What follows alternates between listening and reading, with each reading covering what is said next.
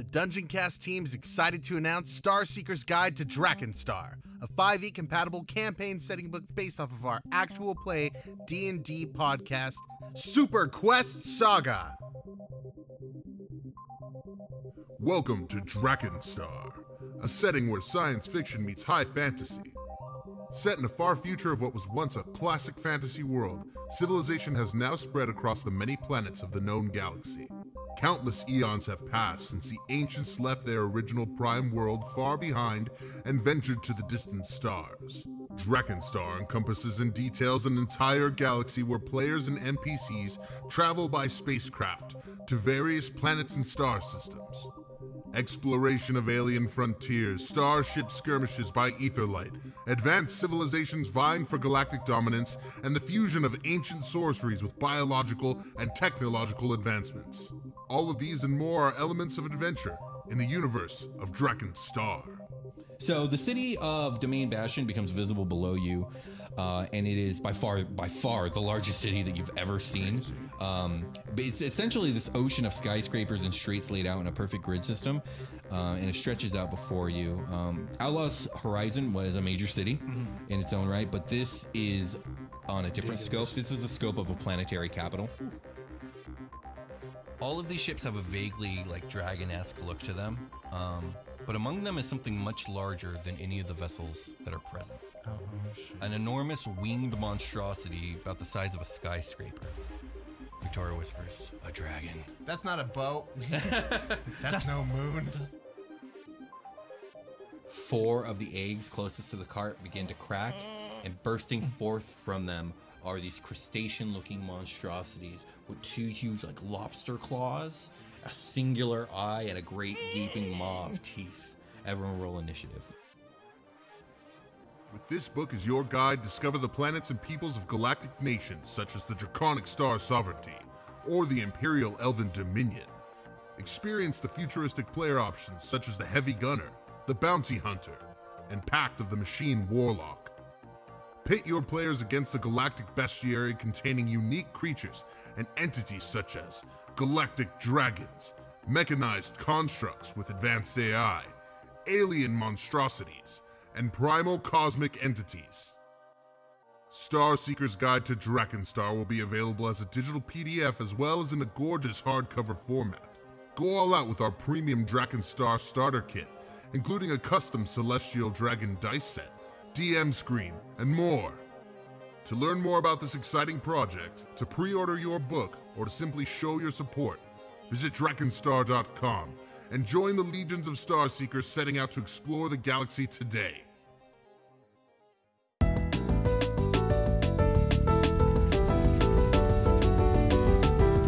Superquest Saga!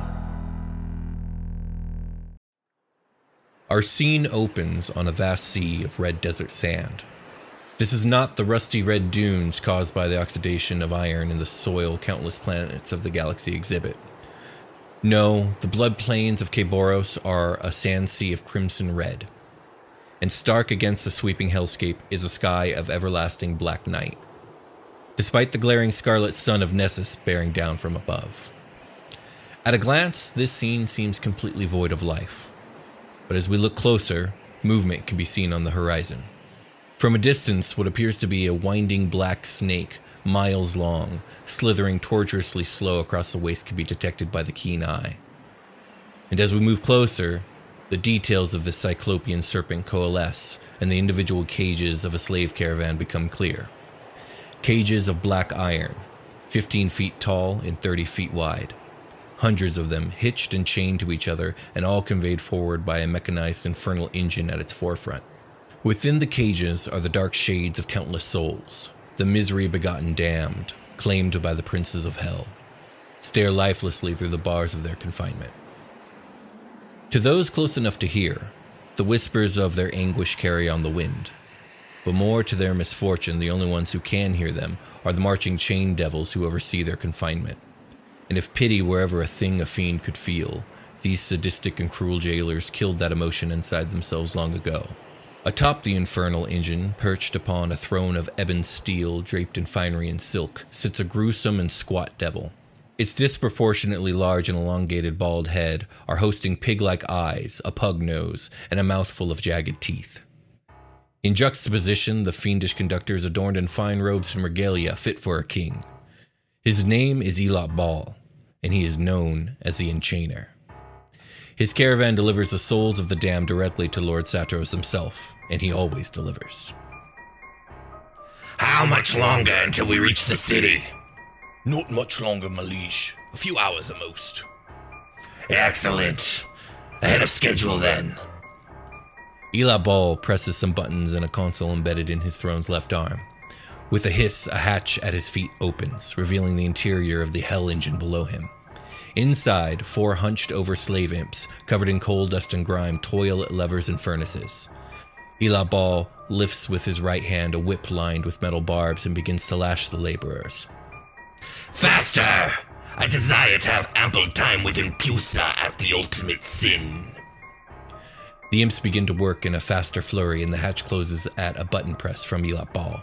The foul enchainer then looks over at the chain devil on his left. I won't miss this opportunity. She gives the most exquisite tongue baths. Before the chain devil can react, there is a sudden flash of light ahead of the caravan. It blinds the devils for a split second, and as their vision clears, they see a bizarre sight. On red desert sand, a man in silver and blue armor kneels upon a glyph of evaporating mist. With a rush of marching feet, a battalion of chain devils position themselves between the newcomer and their liege. The armor knight stands, and his horn helm lifts as he looks up from his genuflection. His visage is not of a man or fiend, but that of a long-lost people. Sebastian Crenshaw, half-orc paladin, stands before an infernal phalanx of chain devils armed with black assault lasers all pointed at him. What do? Without saying a word, Sebastian begins to walk towards the chain devils. They warn him to stop, but he continues to just walk towards them without concern. They raise their guns and open fire. Sebastian casually raises his shield to deflect the incoming fire, all while walking towards them. Once he gets close enough, in a flash of light, he unleashes a flurry of sword attacks and shield bashes, taking down the chain devils, with more precision and quickness than ever seen before by Sebastian. As Seb clears past the bodies, he stares directly at Elot Ball and continues towards him while walking a little faster without taking his eyes off of Elot. The bodies of chain devils litter the ground as their blood soaks into the aptly named desert sands. Elot Ball stands atop his engine with his mouth agape before the slaughter that just played out before him. He lifts a trembling hand wielding a scepter as if to cast a spell or issue a command. Then, suddenly, he leaps off the engine and breaks into a hobbling sprint away from Sebastian. Incomprehensible shrieks, possibly pleading for mercy, issue from his maw. What do you do now? While shaking his head, Seb yells, "Running will just make this worse." And then in a streak of light, you see Sebastian appear next to Elot. Elot Ball falls to his knees. Please, please, I'm begging you. Spare me. I'll give you anything, whatever you want. Money, connections, succubi. Just don't kill me. Which one? What? What? Which cage? That's what you're here for? I said which cage? Okay, my apologies. Please just don't kill me. It's a private stockade. Only one like it. No windows or bars, fully enclosed. The 55th cage in the column. What do you do next? I think at this point, Seb will bind Elot's hands and feet, and then we'll gag him with a cloth so he can't speak. Yeah, that's right, don't talk. Shut up. Seb will walk him to and sit him down in front of the train, and Seb will tell Elot, don't move. Sebastian begins marching along the now still cavalcade. He can hear the moans of despair issuing from the shades, their eyes following him as he passes. As Seb walks down this train, he'll casually open up a few doors here and there, and then he'll open up the last one, and he'll give him a nice little look, the shades inside. He'll tell him, "There's a little surprise for you at the front of the train. Feel free what you must." So we'll say that the shades don't react at first, but as you continue down the cavalcade, you can actually hear soft footsteps of them exiting their cage slowly. Cage after cage, Sebastian passes until he finally reaches the 55th. A cube of black iron, 10 feet by 10 feet, engraved with the images of chains and skulls. On its side is a tall rectangular vault door with a jagged spoke wheel for a latch. The wheel resists at first, but gives way to Sebastian's strength. The door creaks open. Stepping inside, it takes Sebastian's eyes a moment to adjust to the extremely dim interior. The cage is completely bare of features. Nothing but smooth black iron for walls, floor, and ceiling. But huddled in the corner, nearly invisible except for its two gleaming eyes, is a shade. The shade looks at Sebastian for a moment, an intense gaze, and then it turns away, eyes boring into the floor. This shade is indistinguishable from all the others in their cages, but Sebastian can feel it. It is him. Davrex, Sebastian's voice falters as he is at a loss for what to say. Tell me, in that final moment before you drove that knife into my heart, you whispered something into my ear in a tongue I did not understand. Tell me what you said. Sebastian takes a deep breath. I said, forgive me for what I must do. This path that I am on is the only way for us to save the galaxy. I then told you a warrior's prayer for my time. A warrior's death is not the end, but just the beginning, as you now will fight to earn your rightful place in the afterlife. And was that the truth of it, or merely an excuse to justify your methods? It was the truth, I swear it. And did you? Save the galaxy, that is? We did. Truly? Yes, though it does not absolve me of what I have done. We saved the galaxy from total destruction. A moment of silence passes between the two.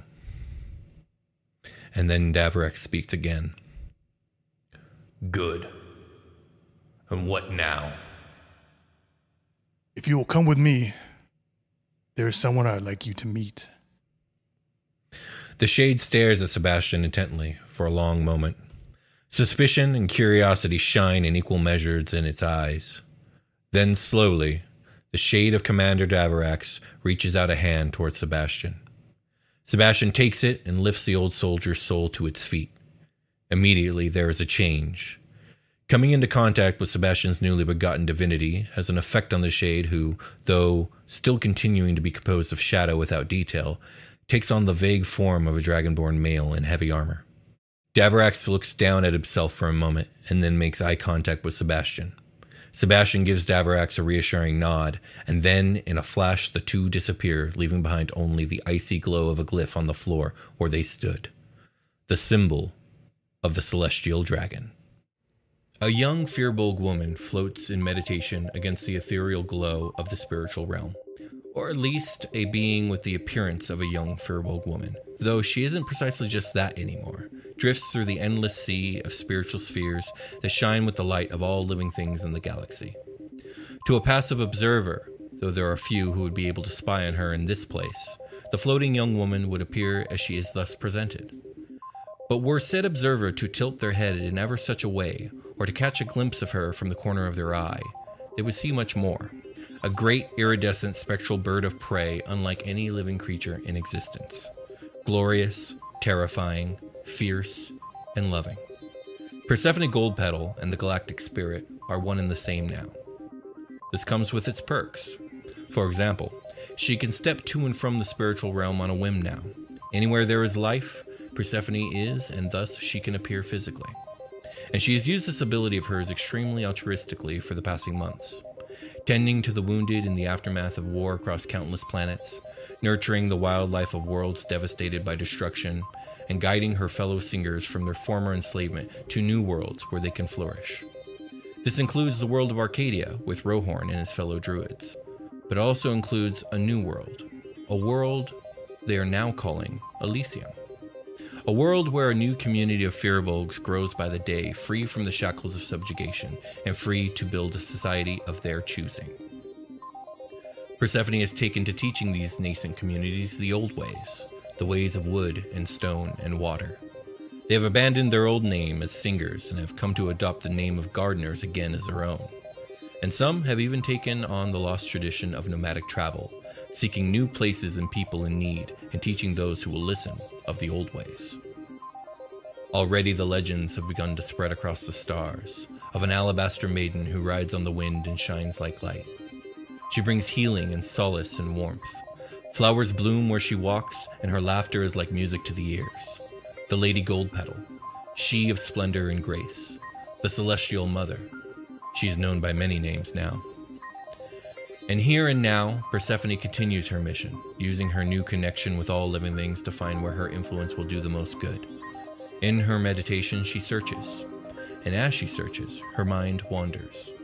She knows that this won't last forever. Her self-awareness. It might take centuries, or even millennia, but eventually, she will complete her merger with the galactic spirit. She will cease to be herself for a time, and then eventually, her soul will be reborn, as all souls are.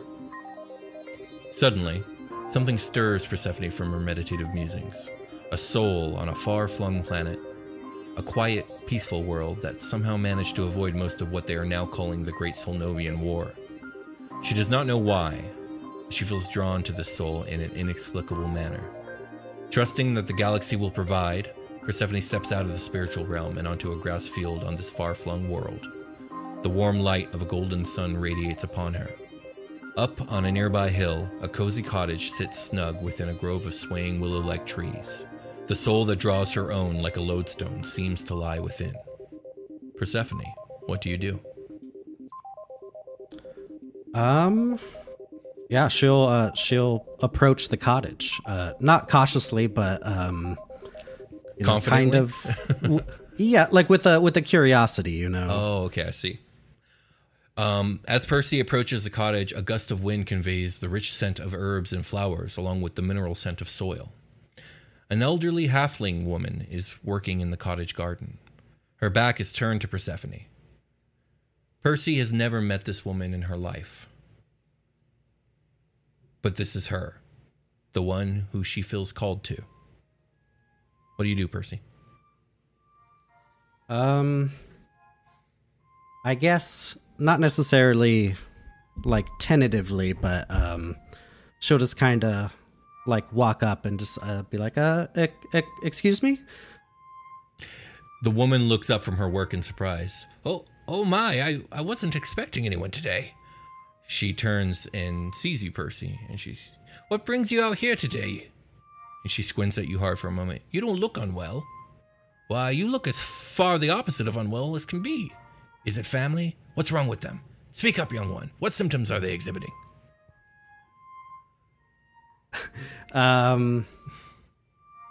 Percy is probably like a little bit taken back. It's just like, oh, no, don't worry. I'm, I don't need anything. I was just wondering, do you maybe need anything? Like, are you okay? You're not trying to sell me something, are you?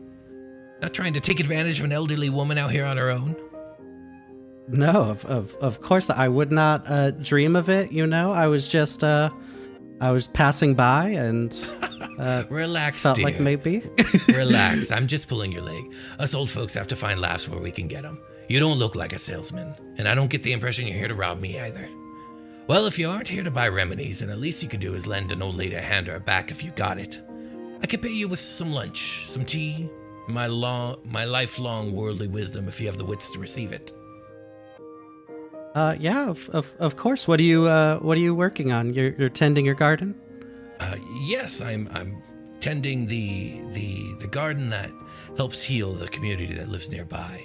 What's your name, girl? Persephone.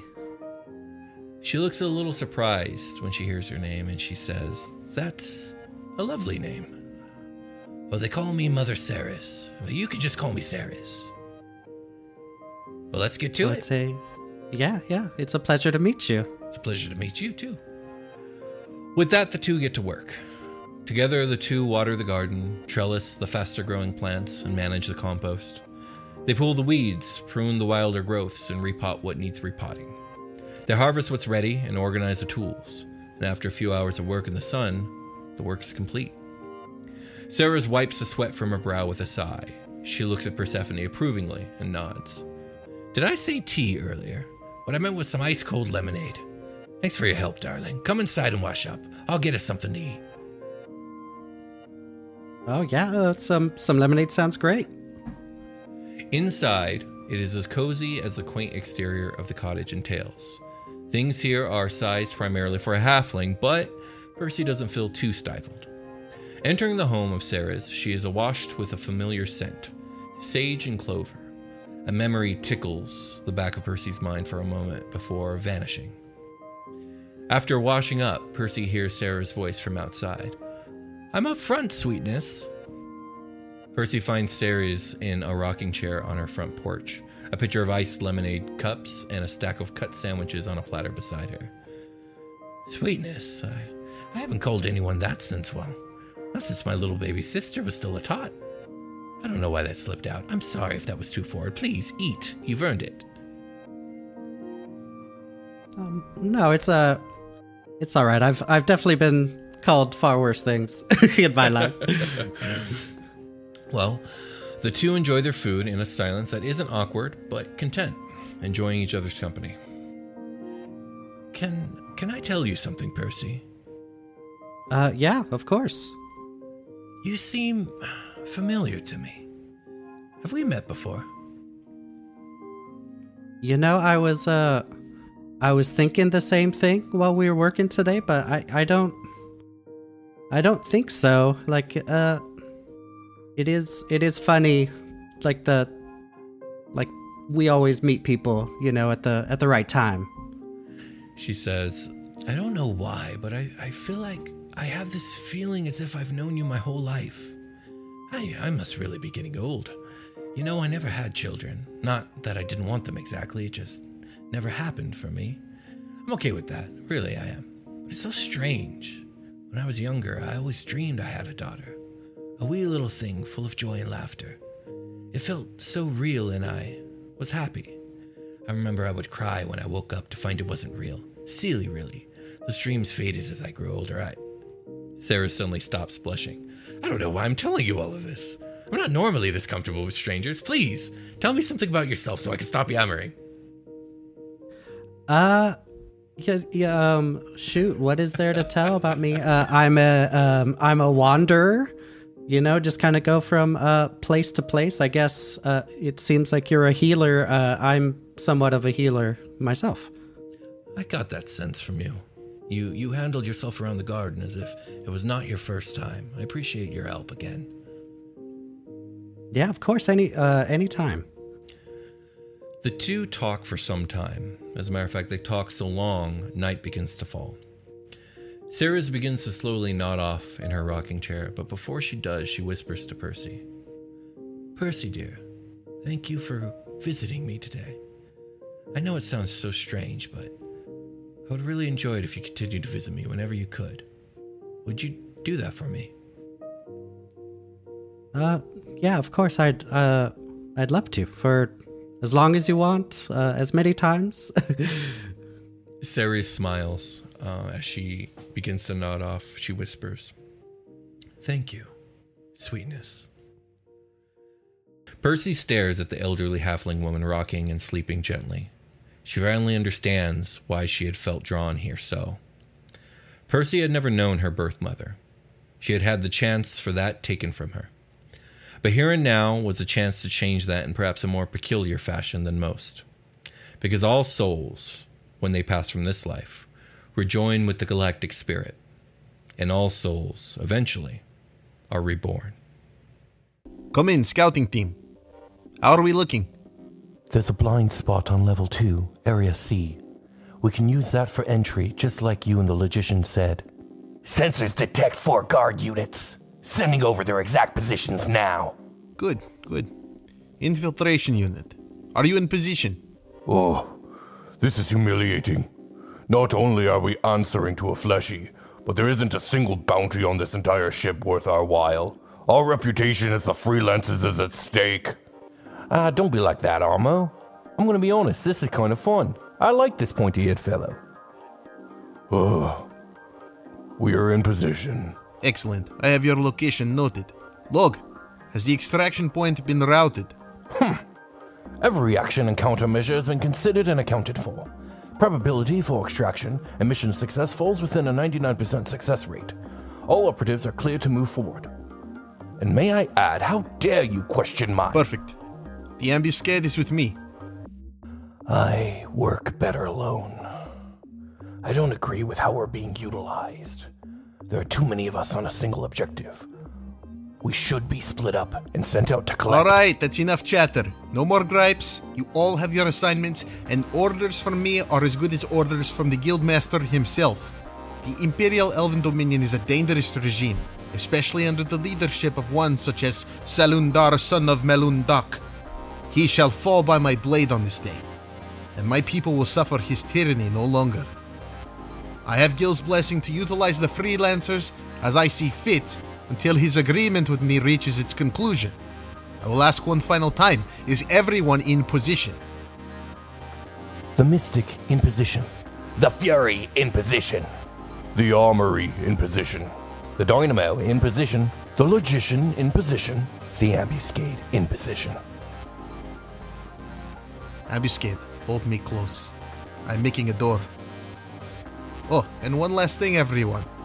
Don't forget to keep an eye peeled for Space Satan.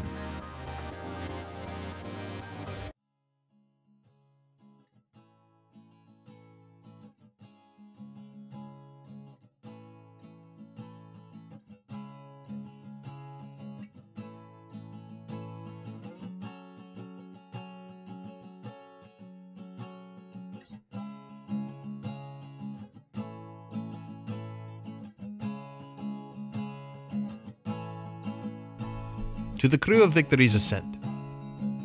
It's been some time since we all went our separate ways. I wanted to leave this message behind as a memento of our friendship. These are things I wish for you to always remember. Meeting all of you changed my life in ways I could have never imagined. What we were able to do was incredible, and I am proud to tell our story to generations yet to come. Your acceptance and loyalty to each other created a safe space for me to self-reflect and heal. It was this that led me to reconnect with parts of myself I thought were lost and broken. Know that we are never truly apart, as our spirits shall breach the expanse of the galaxy and join as one. Remember that your pain is mine, just as your joy is mine. Should you ever find yourself in need of aid, or perhaps just looking for a trustworthy soul to join you on a new great adventure, know that you can always call upon me, and I shall answer. Forever in your debt, Arcadian Galanter, codename Echo. P.S. Watch out for Space Satan.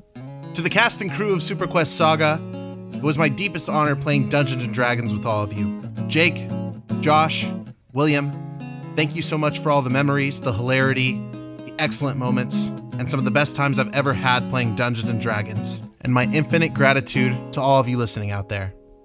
See you on the next one.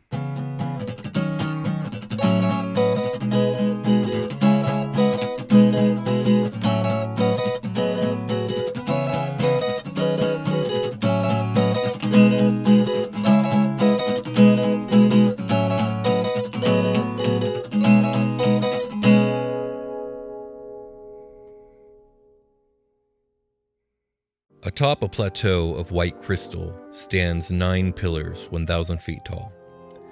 Statues of gods long dead, but whose divinity remain intact in physical form.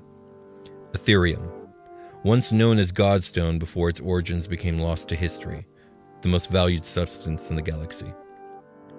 It changed history, made faster than light travel possible, pushed technology to heights never before imagined, and powered an empire for a 100,000-year reign. And here in Kadath, not just the pillars and city proper, but the endless sea of forest stretching around it, rests more Aetherium than the galaxy has ever possessed by an uncounted factor. The one called Primina stands at the foot of these 9 pillars, gazing over the lost city. Her city now. She's changed again, though in many ways remains the same young woman she had been. Standing now nearly 10 feet tall, Primina's long black hair cascades over 4 angelic wings arcing from her back. Her golden eyes shine with a divine radiance that illuminates all they gaze upon. Her blue-toned skin has taken on an almost metallic appearance, and a ghostly halo of iridescent light adorns her head like a crown. The Aetherium released into the new universe at the point of the Prime event was intended to forge beings like Prim into existence. New gods who, when the time came, could come together to do what their predecessors did and renew the seal, barring the Nameless One outside. But that was not how things came to pass. The utility of Aether power and discovery of FTL drives paired with the mad god Emperor Solistaran hoarding over 50% of the galaxy's known supply prevented the rise of any such being. Instead, a ragtag team of adventurers had to step up and complete a job not meant for mortals. And somehow, they pulled it off. The seal was renewed, but not without sacrifice. The seal and Primina are now one, and she can no longer leave this place. By fusing her consciousness with the seal and the power, she had been able to restore its power. Better yet, having now become a living sentient deific entity, the seal is stronger than it was, more flexible and adaptable. Primina feels the outer entity pushing against the seal, attempting to strain it, to break it. Feeling the presence of the Nameless One in the back of her mind, Primina shivers, but the seal stands strong. Primina stands in quiet consideration. She needs to make a decision. She turns to gaze upon her 2 guardians. One is new to her, though true of heart and valor. The other is one of her oldest and dearest friends. Sebastian Crenshaw stands in honored reverence of her. He chose to stay and stand by his oath now made stronger by her apotheosis. She will never be able to express how thankful she is that he chose to stay with her. The once paladin, now exarch, gives her a nod that communicates his full and utmost trust in her. Primina nods in return. Her decision made, she turns back to the city and raises her hands into the air. She doesn't know why the old gods held back so much from the new universe. Perhaps they feared the whole of their power would be too volatile and dangerous. Or perhaps they worried that not enough would return together in this place to restore their work. But Primina would not be the one to repeat their mistake. Slowly at first, and then with increasing speed, the 9 pillars begin to disintegrate. Starting at their highest points, the Aetherium begins to flow upward into the heavens. Then the same begins to happen to the spires of the city, and then the buildings and skyways, and finally, the bridges and lower foundations. 1,000,000 billion diamonds of ethereal light swirl around the plateau in an upward sweeping vortex. The sky alights brighter than 100 suns, enough to blind the mortal eye were any mortal here to witness. Then slowly the light begins to fade, and when finally the last of the Aetherium disappears, Primina falls to her knees gasping. It is done. For the following months, people across the galaxy were shocked and awed by breathtaking auroras seen at all times across their worlds. During this time, every planet, moon, and star in the galaxy became surrounded by cascading iridescent lights. None could explain the reason for the seemingly spontaneous phenomena, but many deemed it a glorious omen marking the end of the war and the dawning of a new age. Others regarded it as an inauspicious harbinger of dark times to come. As the years passed and the mysterious auroras faded, it would become known as the Aetherium Cataract, and it would single-handedly usher in a new age of space exploration and technological advancement. The first true galactic Aetherium rush in over 80,000 years. A new class of spacefarer would be born in the crucible of this event. Starseekers, wayfarers who would come to spend their lives trekking across the endless stars in pursuit of fame and fortune.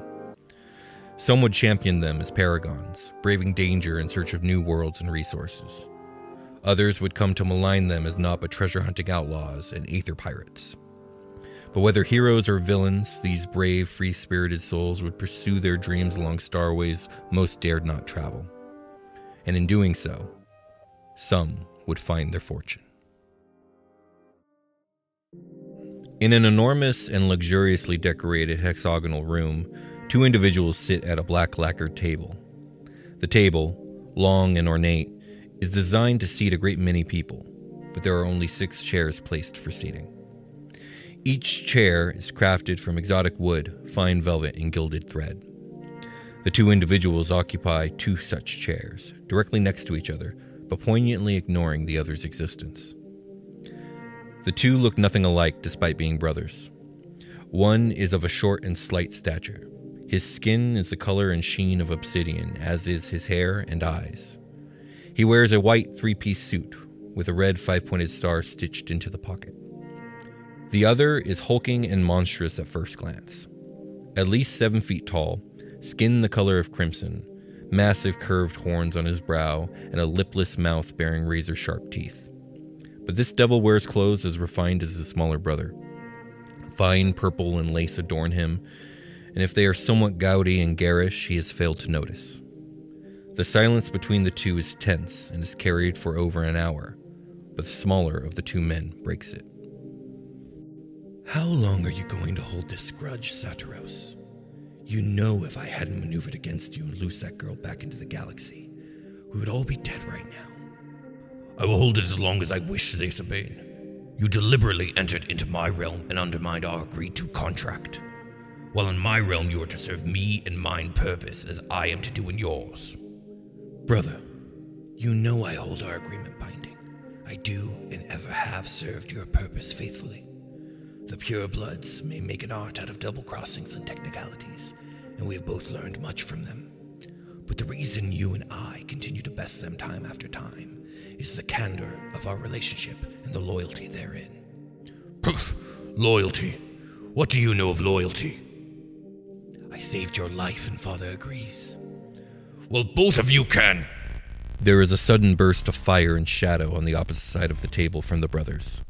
Emerging from the minor inferno steps a 12-foot-tall, hulking devil with 2 long black horns and wings of fire and shadows.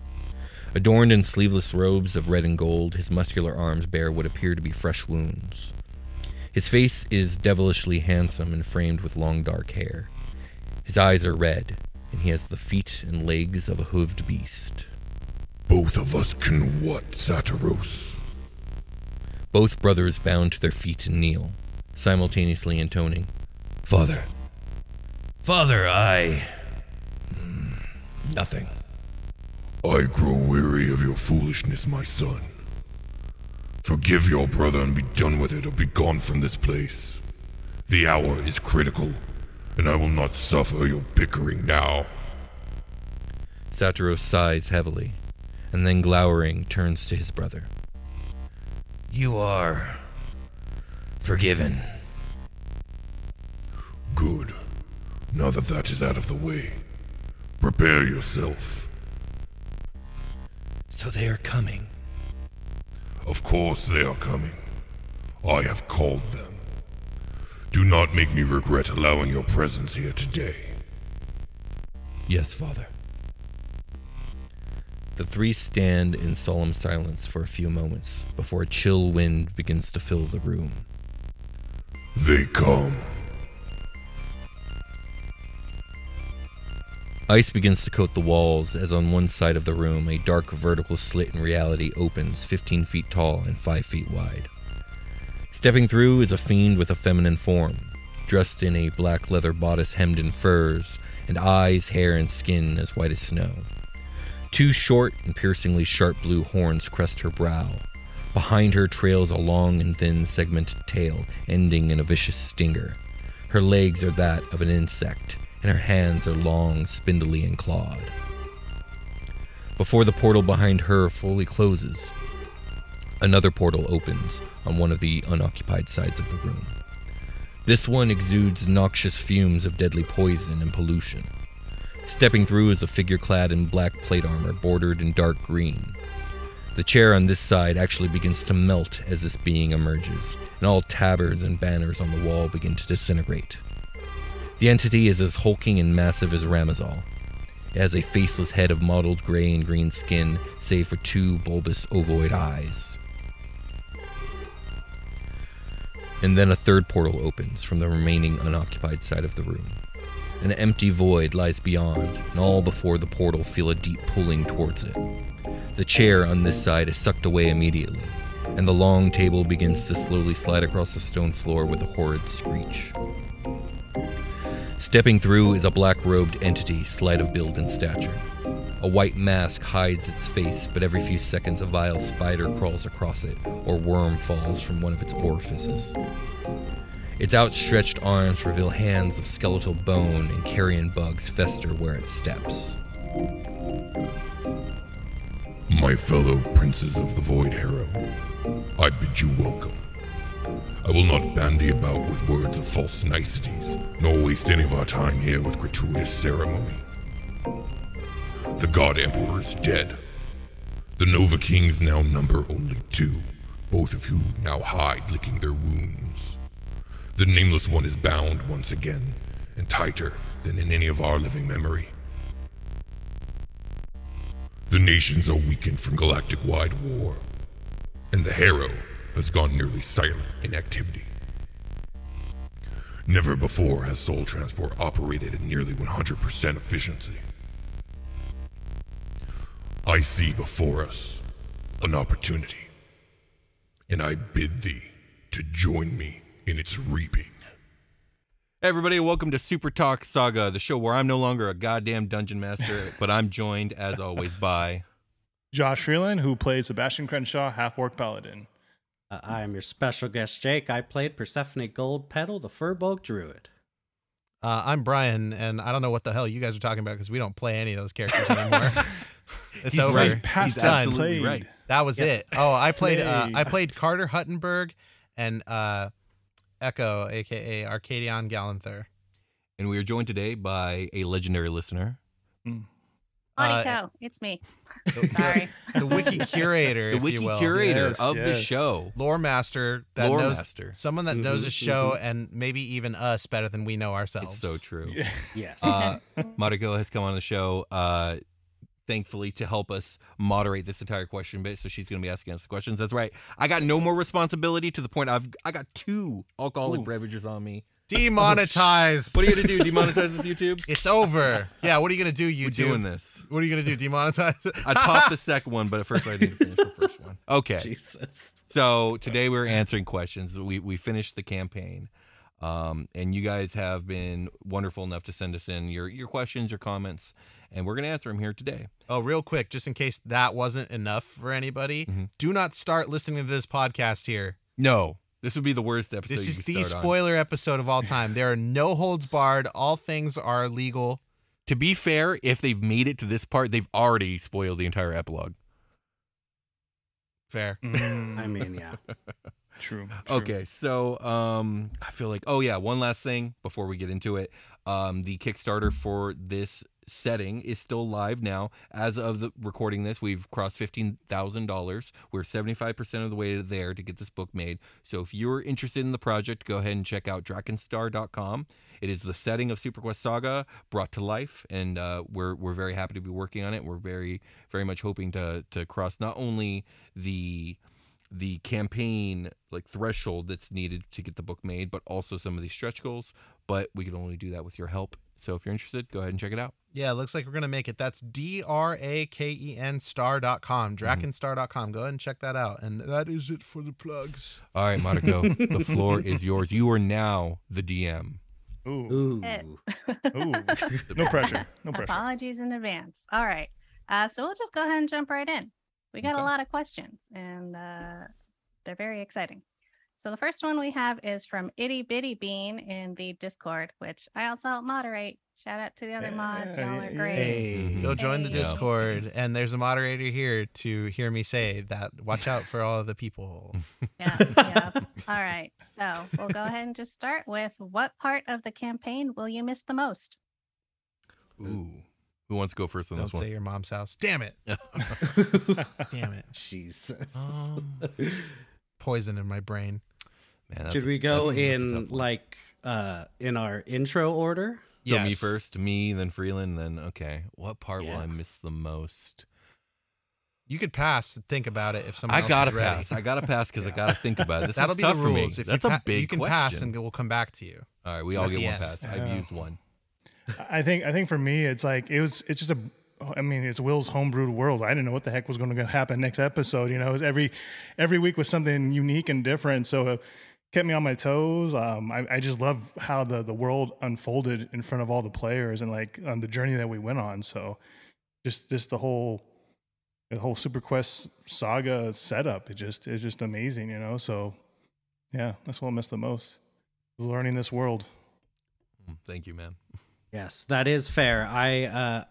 I'll echo you a little bit, Freeland, because the world building, starting in the past and then getting blasted into the future was such a dope concept, and then having cool, not the typical, fantasy experience. We're playing D&D, but we're playing D&D in space, and that was cool. Like just it being not a typical D&D game, and then also just playing with my boys. Like not that the new stuff that we're gonna be doing isn't exciting, and we will get to what happens next. Sorry to interrupt you, Jake. But I hear you. Yeah, like I'm gonna miss seeing Freeland all the time. We're splitting them up, guys. We're gonna see each other Don't again. split the group. Don't split the party, man. I'm already missing Freeland, and I'm still gonna see him for games. Yeah. But yeah, that was me. Sorry. Go ahead, Brian. Ship to ship combat. Oh yeah, that's true. That'll be in the book. Yeah, that was a lot of fun. It was cool. A very cool thing that and being the pilot character, I leaned in to that aspect, and I hyped myself up for it, and then truly was excited because it was a lot of fun to have the mechanics be what they were. I thought our ship was cool. I got really attached to the ship, and then especially more when I found out how really attached the ship was to me. So yeah. I'm gonna cut this one right off at the pass. For the people in the Discord that said that Watt saved me, fuck you guys. I mean, no, he did not. You would have been fine. He just took that moment to one up you. Not fuck you guys. Like you guys are cool and that was funny, but no malice toward you. I just you know what you were doing when you said that. I just loved all these characters too. Like just every single character we had, between the NPCs, the player characters. I mean, just across the board, just amazing characters. And it's bittersweet. It's exciting to finish this campaign, but it's we lose these characters now. It's on to the next. It's we've been attached to these characters and NPCs for almost 3 years. So yeah, time to shelf them. Yep. Oof. I know. No remorse. No remorse for Brian. I know, man, I these guys. I was super upset. Our last 2 games, I was like, this is it. This is my last couple times with this character, and I probably won't pick it back up, and it won't feel the same if I do. So I already got it out of my system, but here we are. Also, we're doing the next stuff already, so it's that can't does linger. Yeah, that's fair. I think for me, kind of tying into what you guys were saying about the world was exciting to discover and explore, and it wasn't a traditional D&D setting and all that. I got a similar experience every time an interlude came up, because the cool thing about interludes was every time we had an interlude, the setting, the scope of it expanded by tenfold.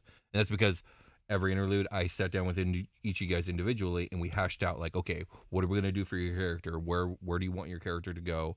And this introduced new NPCs, introduced new concepts. The galactic spirit mainly came to light in the first interlude. That was when it really got fleshed out, and I mean, it became one of the most defining factors of the whole show. So just collaborating with each of you guys made the world 1,000 times richer, and the 8 interludes are probably my 8 favorite episodes in a lot of ways because of that. So I will miss the interludes. I like the collaboration. Agreed. Yeah. It was real. We kind of used the format for the Adventure Zone. Yeah, we really did. And it was super awesome. I love what they did with their interludes. Ours felt like our own in that way though. It brought all that same impact. So I definitely agree. Mariko, what was your favorite part?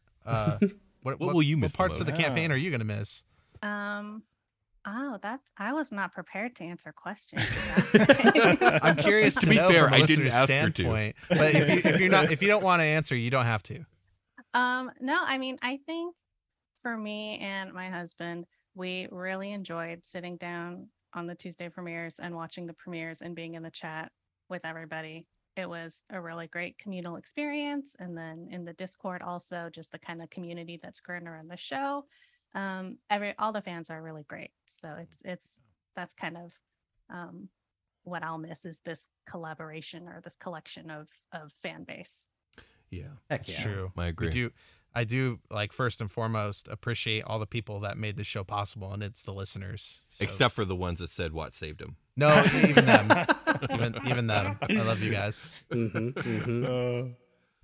Jeez. This question isn't on the list, but I'm going to add it because it's kind of relevant. Is this the first campaign that you all have finished? Yes. Oh, yeah, it is. I've DM'd many campaigns. I've only finished one. It was this one. I think all of us, we've never finished a campaign, right? Yeah. So. I mean, if we want to count FBATs as like where we stopped is where we finished. I mean, we didn't intend for it to end there, but we ended it and never got back to it, and that was like a good stopping place. I think like part of why we didn't pick it back up was because of that. Like there was less drive now that so much stuff had happened, but like if we want to count that one, I kind of almost don't. So this is like the first real like start to finish thing. Yeah, I think 100%. Yep. For people that don't know what FBATs is, you're going to hear it soon. Oh, yeah. That will be populating the feed for Superquest Saga. It's going to sit in the feed while we work on the next thing. And I think you guys are going to have a good time with it. It's extremely entertaining and very funny. Flashbang Insurgent, superhero campaign, Jake's on it, and our good friend Steve. It's the best thing. It's my absolute favorite. Number one fan, unofficial, official number one fan. It's very good. It is a very good show. It's very official also. Yeah. Mariko, you are the number one fan. I know. All our fan art is from you and Marcos. Yeah. Yes.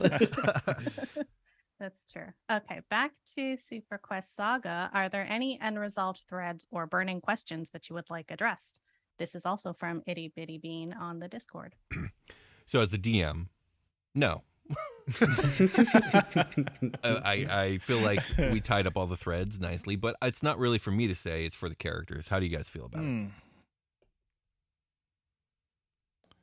trying to think. I think most of the big burning questions were resolved. I'm trying to think if there's any like smaller things that I wonder. I mean, of course, you wonder like some of the smaller NPCs, the ones that didn't have much airtime, what ended up happening to them, but the main stuff, I think, for the most part, has been resolved in my mind. Yeah. At the time of the questions being asked, they haven't seen the epilogue, so I think it'll make a lot of, well, if you're seeing this, you've already seen it, and I think it probably makes a lot of sense that there were maybe a few, and I feel like we tied them up pretty well. Yeah, each other on the call don't necessarily know what each other's epilogues were. That's true. So just keep that in mind as we're answering these questions, that we haven't heard it in the capacity that you guys just did.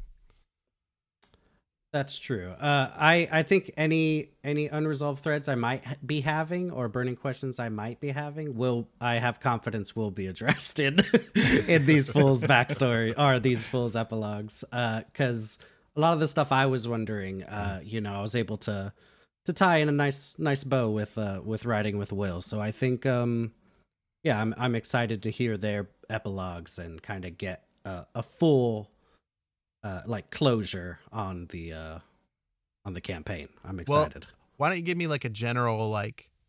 I was wondering about this. Yeah, don't get specific, and I'll just give you can give you a yes or no. Yeah, I think I answered in the epilogue. Dude, I don't even know, to be honest. Like, just want to know what happens with the characters. Yeah, I just want to know the ending. Like that's really all it is. You only know your own. You don't know these two. Maybe. Exactly. Yeah. Okay. I wanted the hell stuff to happen a little more, and it does in the epilogue. I got you covered. Yeah. Ooh, that's all I was missing from the finale. I was like, but what happened to hell? We never got attacked by Satan. Yes. I got you covered. So I wanted to know what was up with that for sure, but it happened, so we're good. Yeah. Sick. I was waiting for Satan to show up. Like, I don't know. You know, I'm gonna be honest. Okay, so just to talk about that part, I was like, "Fuck, where do I put Satan?" I don't know where to put him.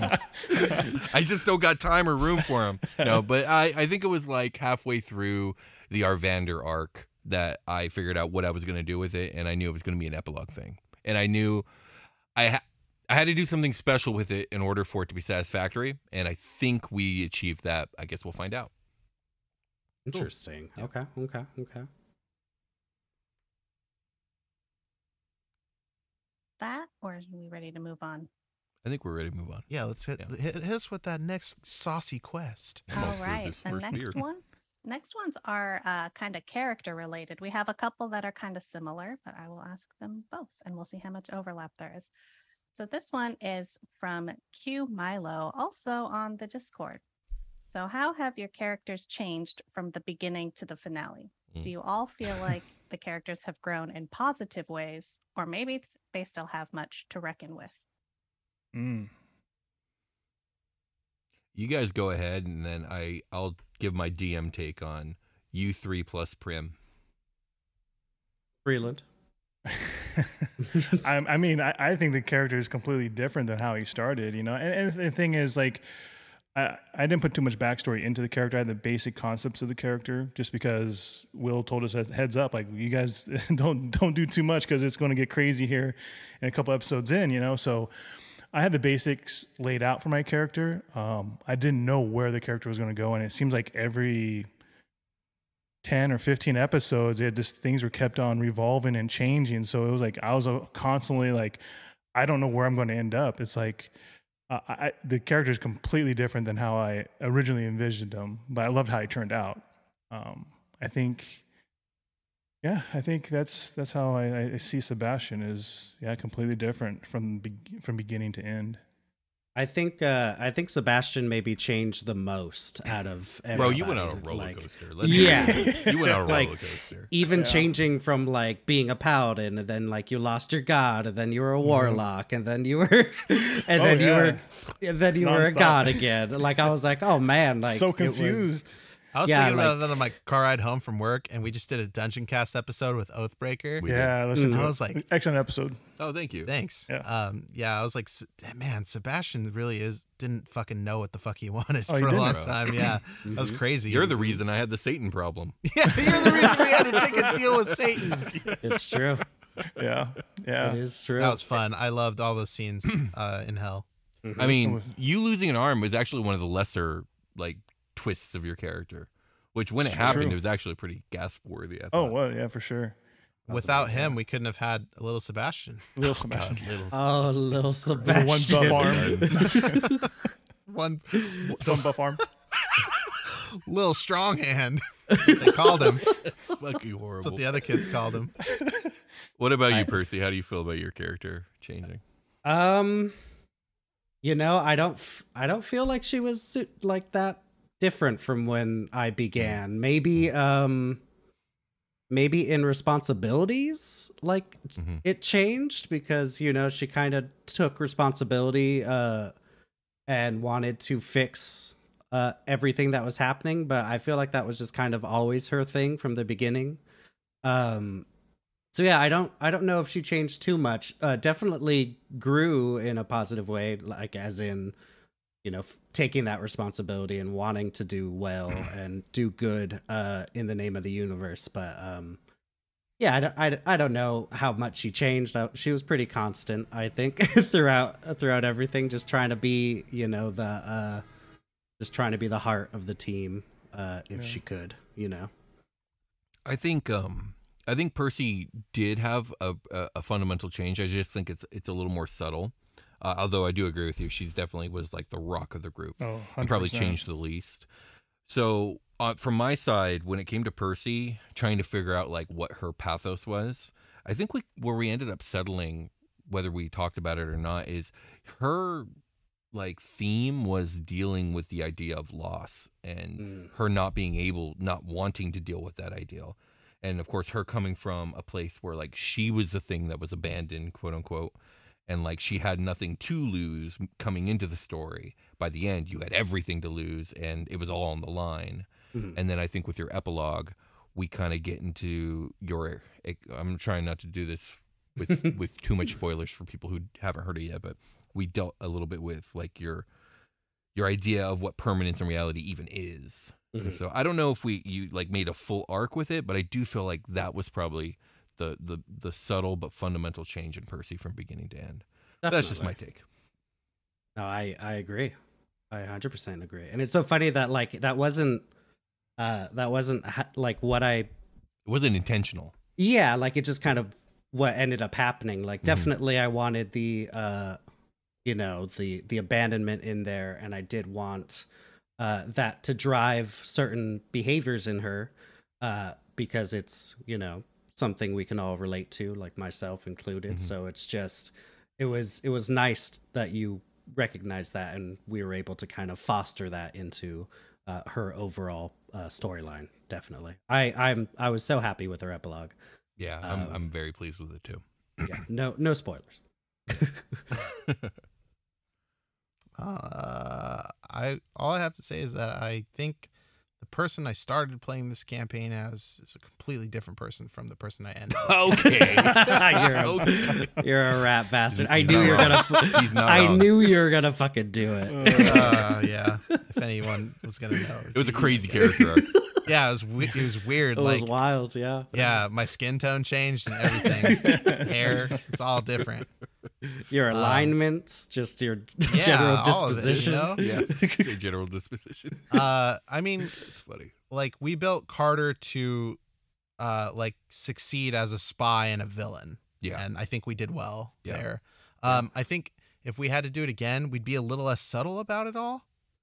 I don't feel like it was subtle. I thought we were. I don't feel like it was pretty subtle. Right yeah. But I think I learned with like stories like this that like we weren't necessarily subtle, but we never said it. We were never ever as a group on the side where we didn't know that was the case.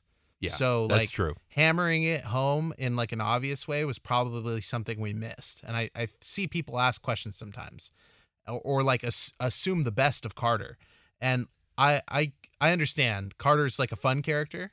Yeah. And but that's part of his danger. It would have been fun. He was charming, right? It's like would have been fun to play him the full span.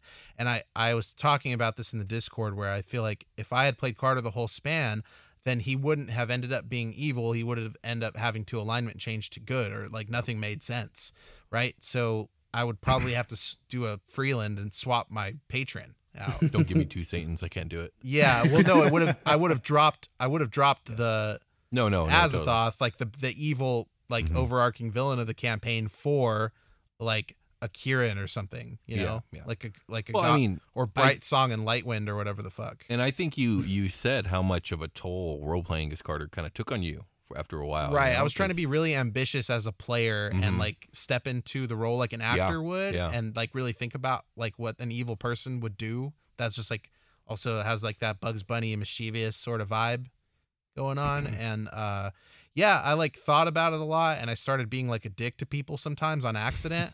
Like acting like Carter in real life, because I took assets from my own personality and applied them to Carter. So like those are things like I'm capable of, I guess, but I don't choose to act that way. It totally sucks to be like the way Carter is and to squeeze the living shit out of people's toothpaste. So I was happy with where we ended as Carter. I think we did really good work designing that, and like keep having Carter stay focused on like, I'm here to observe and to like kind of guide the situation and facilitate like data for a higher power. And then when the time is right, like we'll try to do what we got to do. We didn't know how that was going to all hash out with the fight. That was not scripted. So I just kind of did my best to rebuild Carter in a way for that fight that would help him like mitigate all these people, strong, powerful characters. So I think I was really happy with what happened with Percy and Carter in that last scene, like her like kind of crying it out in that like wasteland or whatever. I thought that was kind of a fitting end. It was a very epic episode. It was and then we have instances of Carter like coming back into the story where I like had to kind of jump back in a little bit to be like, okay, well, how does Carter feel about this? Because he's still kind of there. Although when he leaves, he's getting like tortured and like rewritten all the time and stuff. I think we hashed out, but there was still like Carter stuff to do, like write for Carter and do the epilogue stuff. So like the Carter's last words, I thought were done when Will told me that I had a last line that I maybe could flesh out. So when I was trying to figure out what Carter's like last actual words were going to be, I was like, I already said everything. There's nothing left. So like I get to do something fun instead. Yeah. So that's where that came from. I was so caught off guard. With Echo, it was good. Like, okay, I wanted like a happy kind of go lucky with the sad past, right? Like, and I think we nailed it. It like helped usher in like a kind of a new feel for the campaign. Obviously when you're changing up a player character, it's gonna change the dynamics, right? But I think he had like a real nice soft opening, where he could like look cool but not, affect the dynamics so much. I think we handled the transition like really gracefully as a team. So like I want to kudos everybody involved. That like that wasn't just hard for me, it was hard for like Will and you guys too, to like, okay, we got a new guy here, how are we gonna make that work? Yeah. And I think it ended up happening pretty naturally, which was nice. Yeah, and it's just like, okay, well, Echo's in a position where he's like, his life doesn't viewed as his own, so he's gonna try to help whoever he comes across. Is where he was at when he found you guys. It's like, this is it. This is my chance to like redeem myself and become a hero. And I can do, like, they want these fucking elf bastards want these guys so bad. Like, I'm gonna swoop them out from underneath. Like, what better thing? But then he like feels responsible. He's like, well, I saved them, and now I gotta like, this is my wagon I gotta hitch to for now, and like gotta make my. But he's also really untrustworthy of everybody at first because he doesn't actually know who you guys are, and he's been like living a seedy life where he's been betrayed and stuff, but in small ways. So he's a little bit untrustworthy, but I think it all went really smoothly, and we ended up like helping each other. Like you guys are the segue into helping Echo like grow as a person and open back up and be like, well, now I feel like I'm part of this. Like, you guys were a family, and like you guys brought me in. I'm like a fucking house cat or something. I felt like, okay, well, damn, these fools are kind of dope.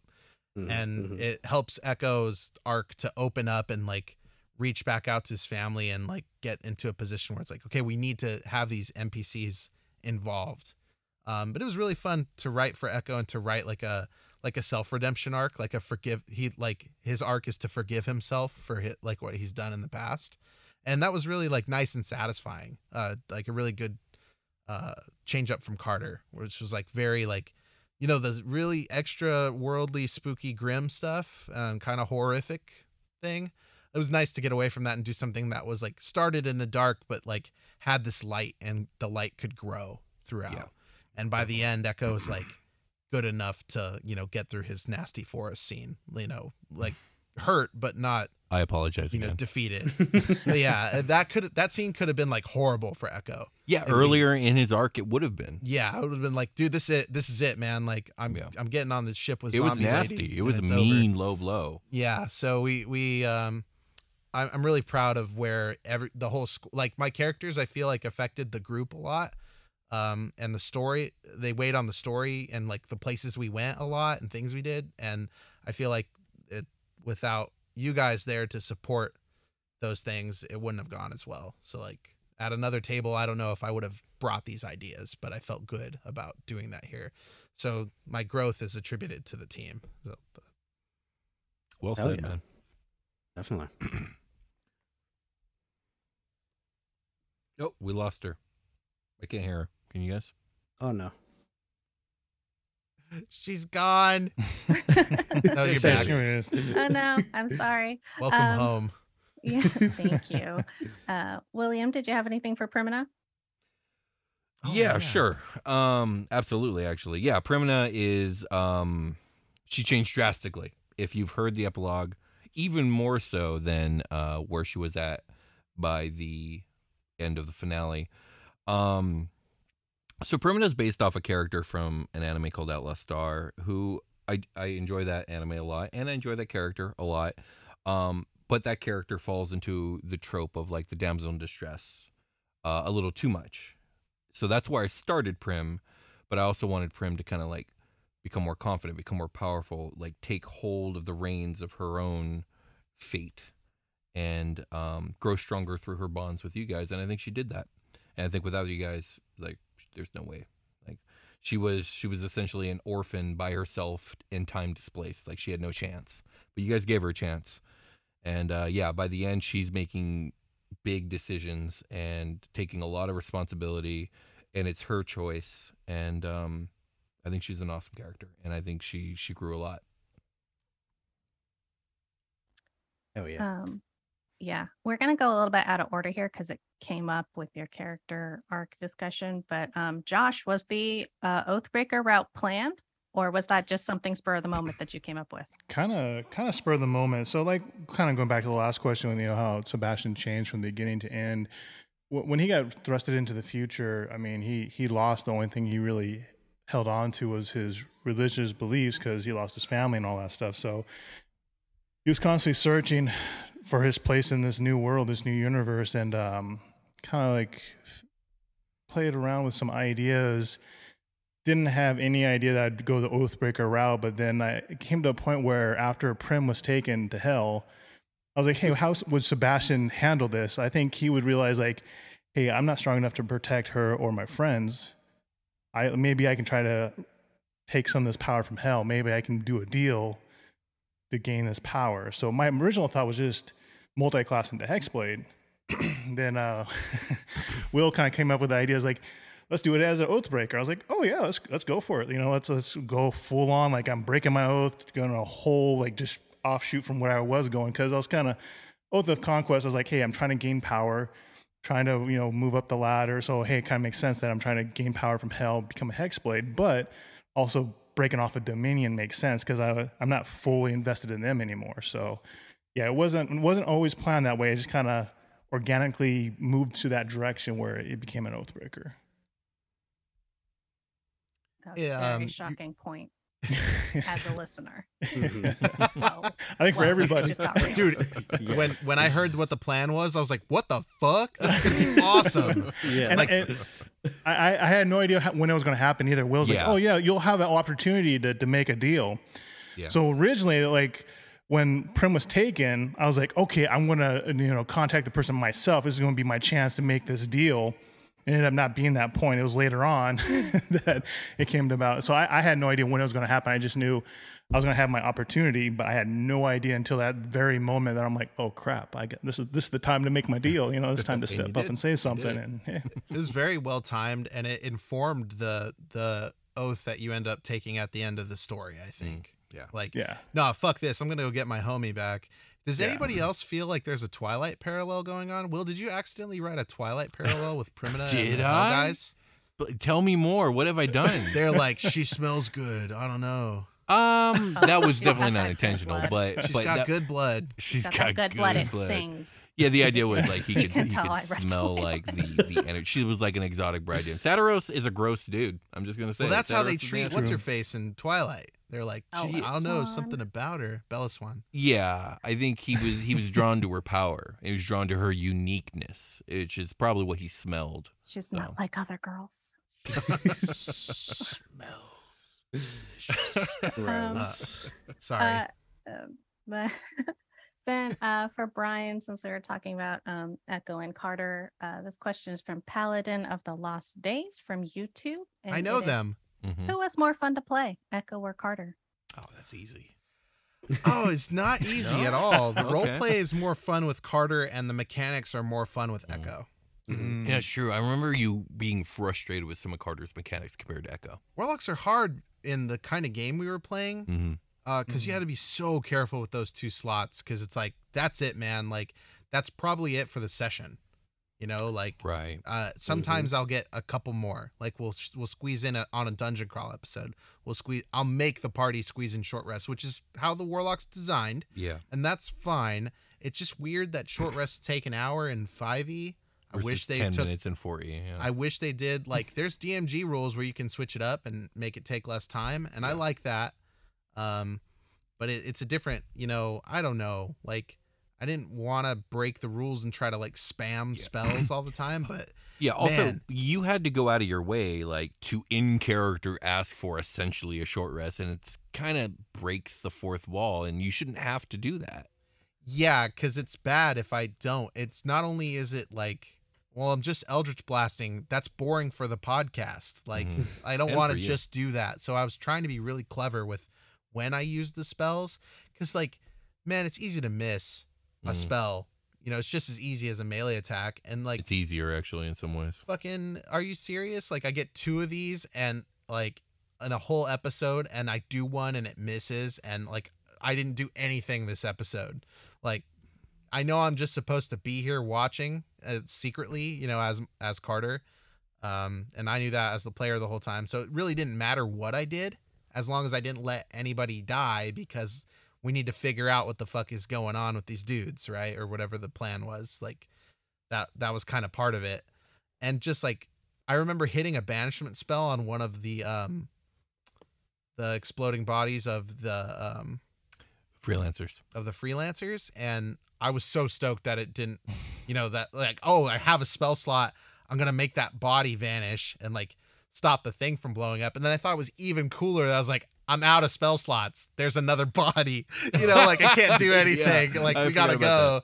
It was like, that's so funny. That's what was frustrating about playing a warlock in the game like this. In a more dungeon crawly, lots of short rests, maybe better. But it was all about the invocations, you know. And being really careful with Carter's build was like part of playing Carter. That's why in the we did like a sleeper agent thing on the betrayal episode, where I changed all of Carter's spells and invocations for that fight to match the fight. It's like, I'm not prepared for this, but if I can use my like godly influence to like make me adapt so I could be good for the fight. Like, I didn't have the slow spell. That was like an invocation I took, I'm pretty sure. And my entire battle plan was based off, like, I knew what my moves were going to be. I knew what my first 3 or 4 moves were going to be. And if they didn't go well, I knew I was going to try to run. So I already had everything planned out. And I thought that aided, like, metagaming really hard, aided to what the character knew. So it kind of blended together. Ended up kind of not being metagamey. So yeah, I think in the long run though, I had more fun playing Echo, like, all together. It was he was like lighthearted and fun, and I didn't have to be an asshole, or like I didn't have to be so snappy with the wit like all the time. I could kind of turn it on and off as I saw fit. With Carter, there was a lot of pressure to be snappy all the time. I think I might have leaned into that a little too hard. No, I think you did a good job. But I think it was good. Perfect. Yeah, and Echo, like, I had a really great time with all of Echo's post-episode scenes and stuff. Like, his interlude stuff was more fun than Carter's.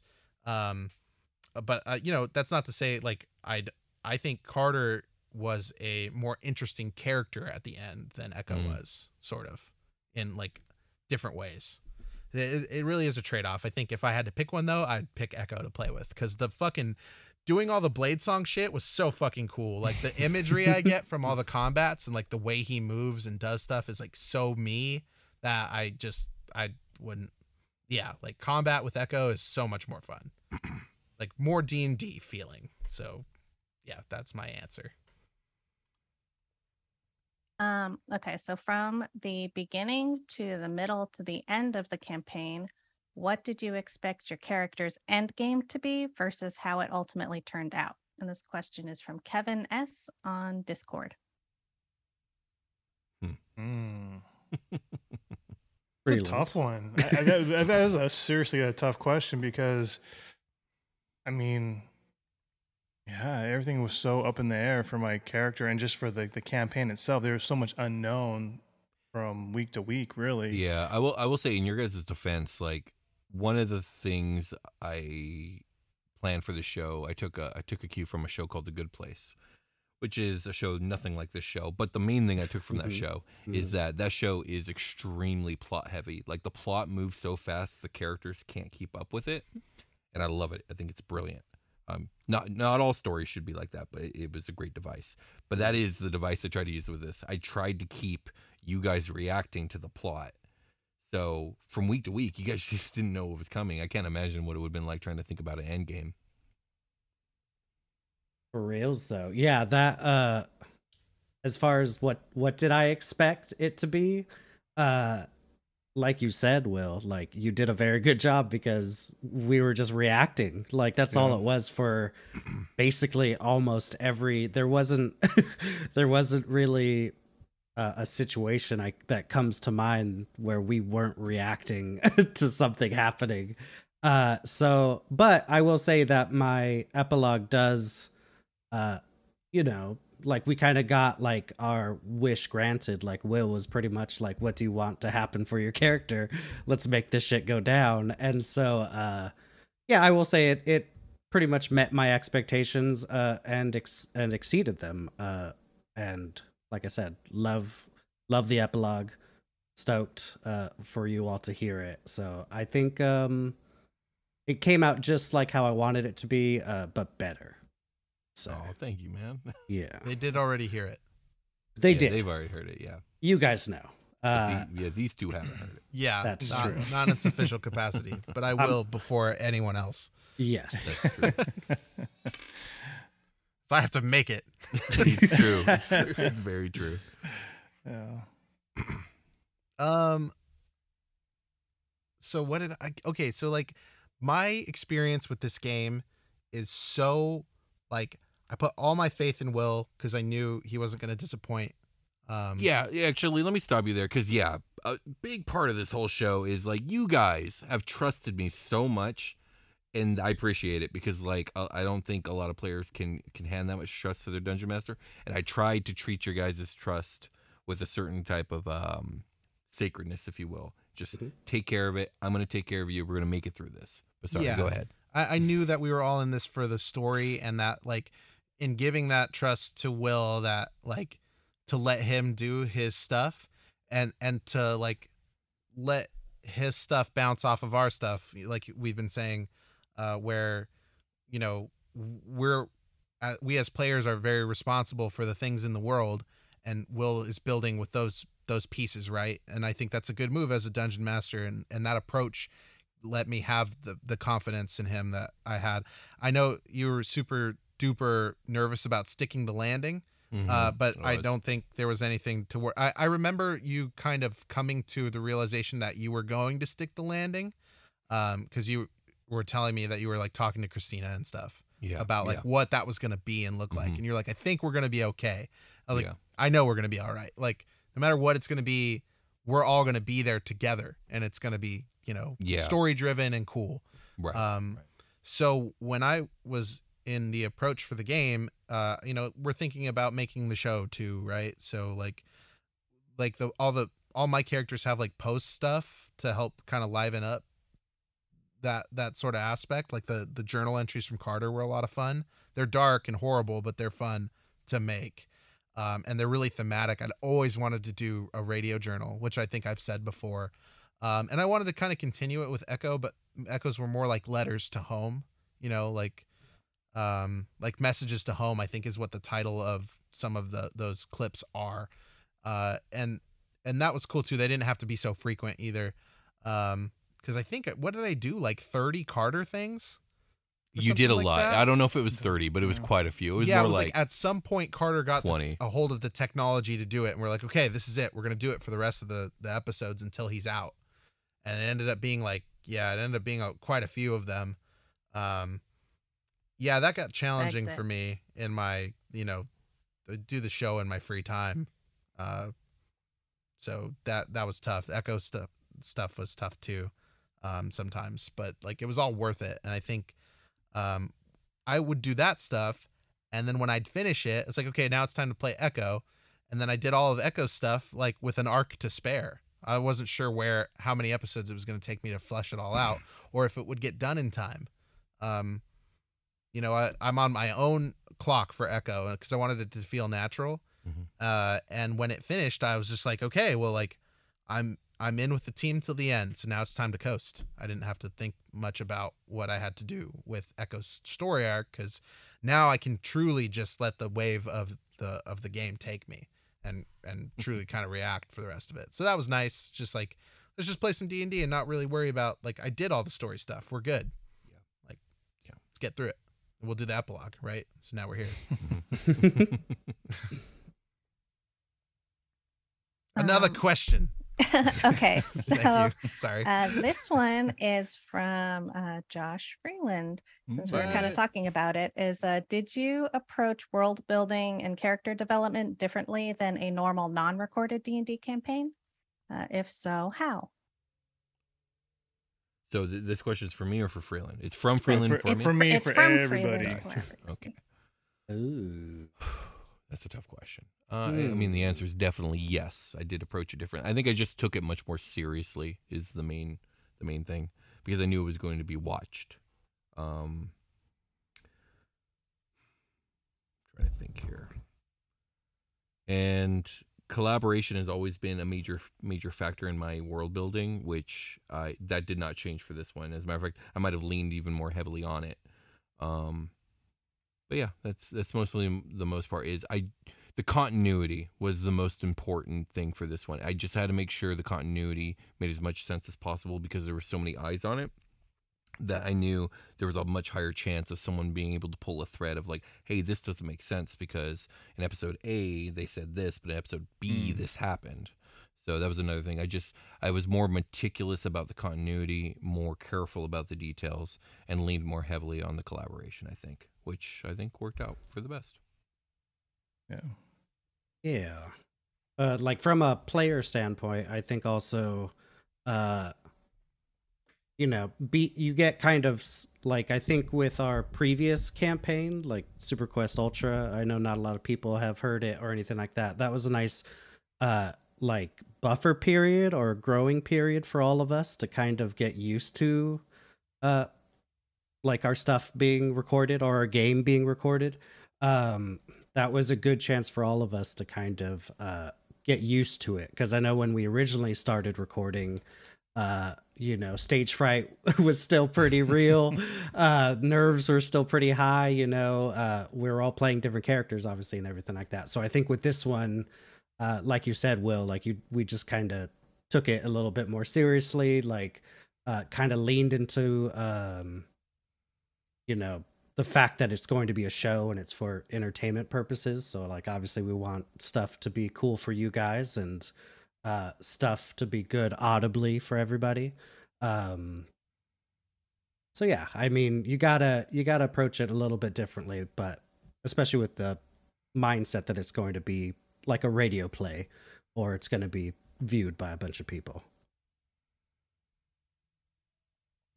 Yeah, I've touched on it, a bunch of times. Almost every aspect of this was with making the show in mind. It's like the forefront, like it doesn't come first. Playing D&D always came first, but we only played D&D for like 2 hours.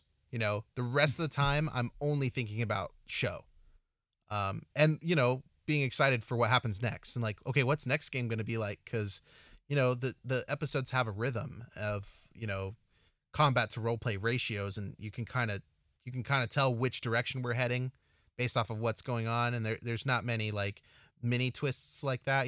We're doing a fucking tournament where we fight people. Oh, what the fuck are we gonna do next episode? Fucking fight some people. Yeah. Hell yeah, I'm stoked. Like it's not a big mystery about like the micro story. It's the major arcs that are the big twists, and like that was fun. Like it was a good D&D campaign. I think without having to worry about show, I would have still had a kick-ass time playing this game. I think show enriched this game though in a way that like the D&D game we played wouldn't exist the way it did without show.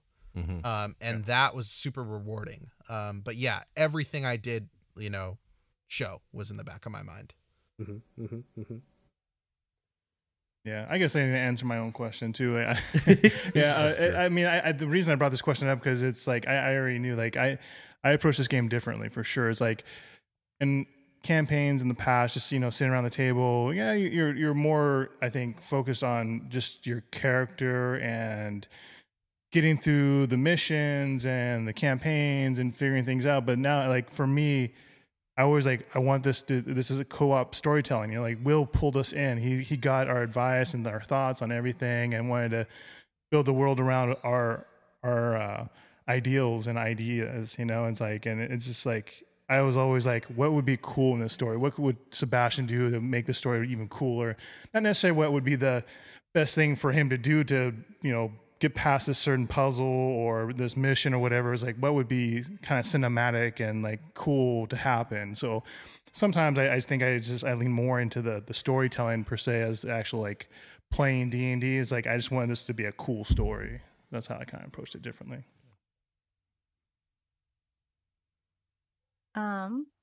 Okay, our next question is from Rob on the Discord. Hello, Rob. Hi, Rob. Hey, Rob. Rob is another mod and he's great. Thanks for everything, Rob. Okay, so what was the decision you were most shocked at the players or the other players choosing to make? Oh, man. I should have read the questions ahead of time. I mean, I got 77 episodes to think about here. Let me see here. You guys have always been really good about. Oh, I know. Percy going with what was it? It was like episode 3 or 2 where Denethor asked you if you were part of a covenant. Yeah, choir, and I was like, yeah. no. Oh yeah. I mean, I guess it makes sense. You told the truth, and I don't know why it shocked me the way it did. I think it was because I thought I gave enough context that like your answer should be yes. Yeah. But I didn't. I didn't give you enough context. I mean, you I did. Just remember being floored. You kind of did. But you know, also I just thought it would be like, I think I knew what you were expecting, and so I just thought it would be funnier to He did go it for the lulz. Which is to fine. do it the opposite way made me also, laugh. because it feels like something that Percy would do also. Like, I did kind of want a little bit of, I don't know, like Fey mischief a little bit with her. Yeah. No, you pulled it off. And naivete also. So, like, yeah, because from the get-go of us arriving to the future, we just got arrested so many fucking times, so it was already like So time 2 or 3 that we had guns pulled on us, or like some sort of army rolled up and was like, what are you guys doing here? So I think she was just kind of like, I'm a fucking play along then, I guess. Like, if everybody's pissed, whichever But answer is outside gonna of make that- me not get arrested, I will say that right now. But outside of that, all the more quote unquote shocking like decisions, or a lot of them were talked about beforehand, like right beforehand. It wasn't like we planned these out, you know, necessarily like entire arcs ahead of time, but like a session ahead of time. If somebody, like for instance, I cut off Sebastian's arm, I was like, that's pretty shocking. I should probably ask him first, and so I did. And he was like, and I kind of gave him, I said that there would be some payoff, and I'd give him a cool robot arm and stuff if he was cool with it. And he said he was, so I cut off his arm. Yeah, I remember it too. Will was like, "Do you want a cool robot arm?" And then he put up his hands, and he just like he's kind of mime scissors at Freeland for a while, and Freeland was like, what are you doing?" But yeah, his arm so was gone. that's actually a difficult question to me. But yeah, the one that I remember actually shocked me was when in episode 2, when Percy, and it probably shocked me because I didn't know Percy as well then, because she was brand new to me. It's true. Yeah. True. Oh man. I think like obviously the most obvious one is like the Carter betrayal.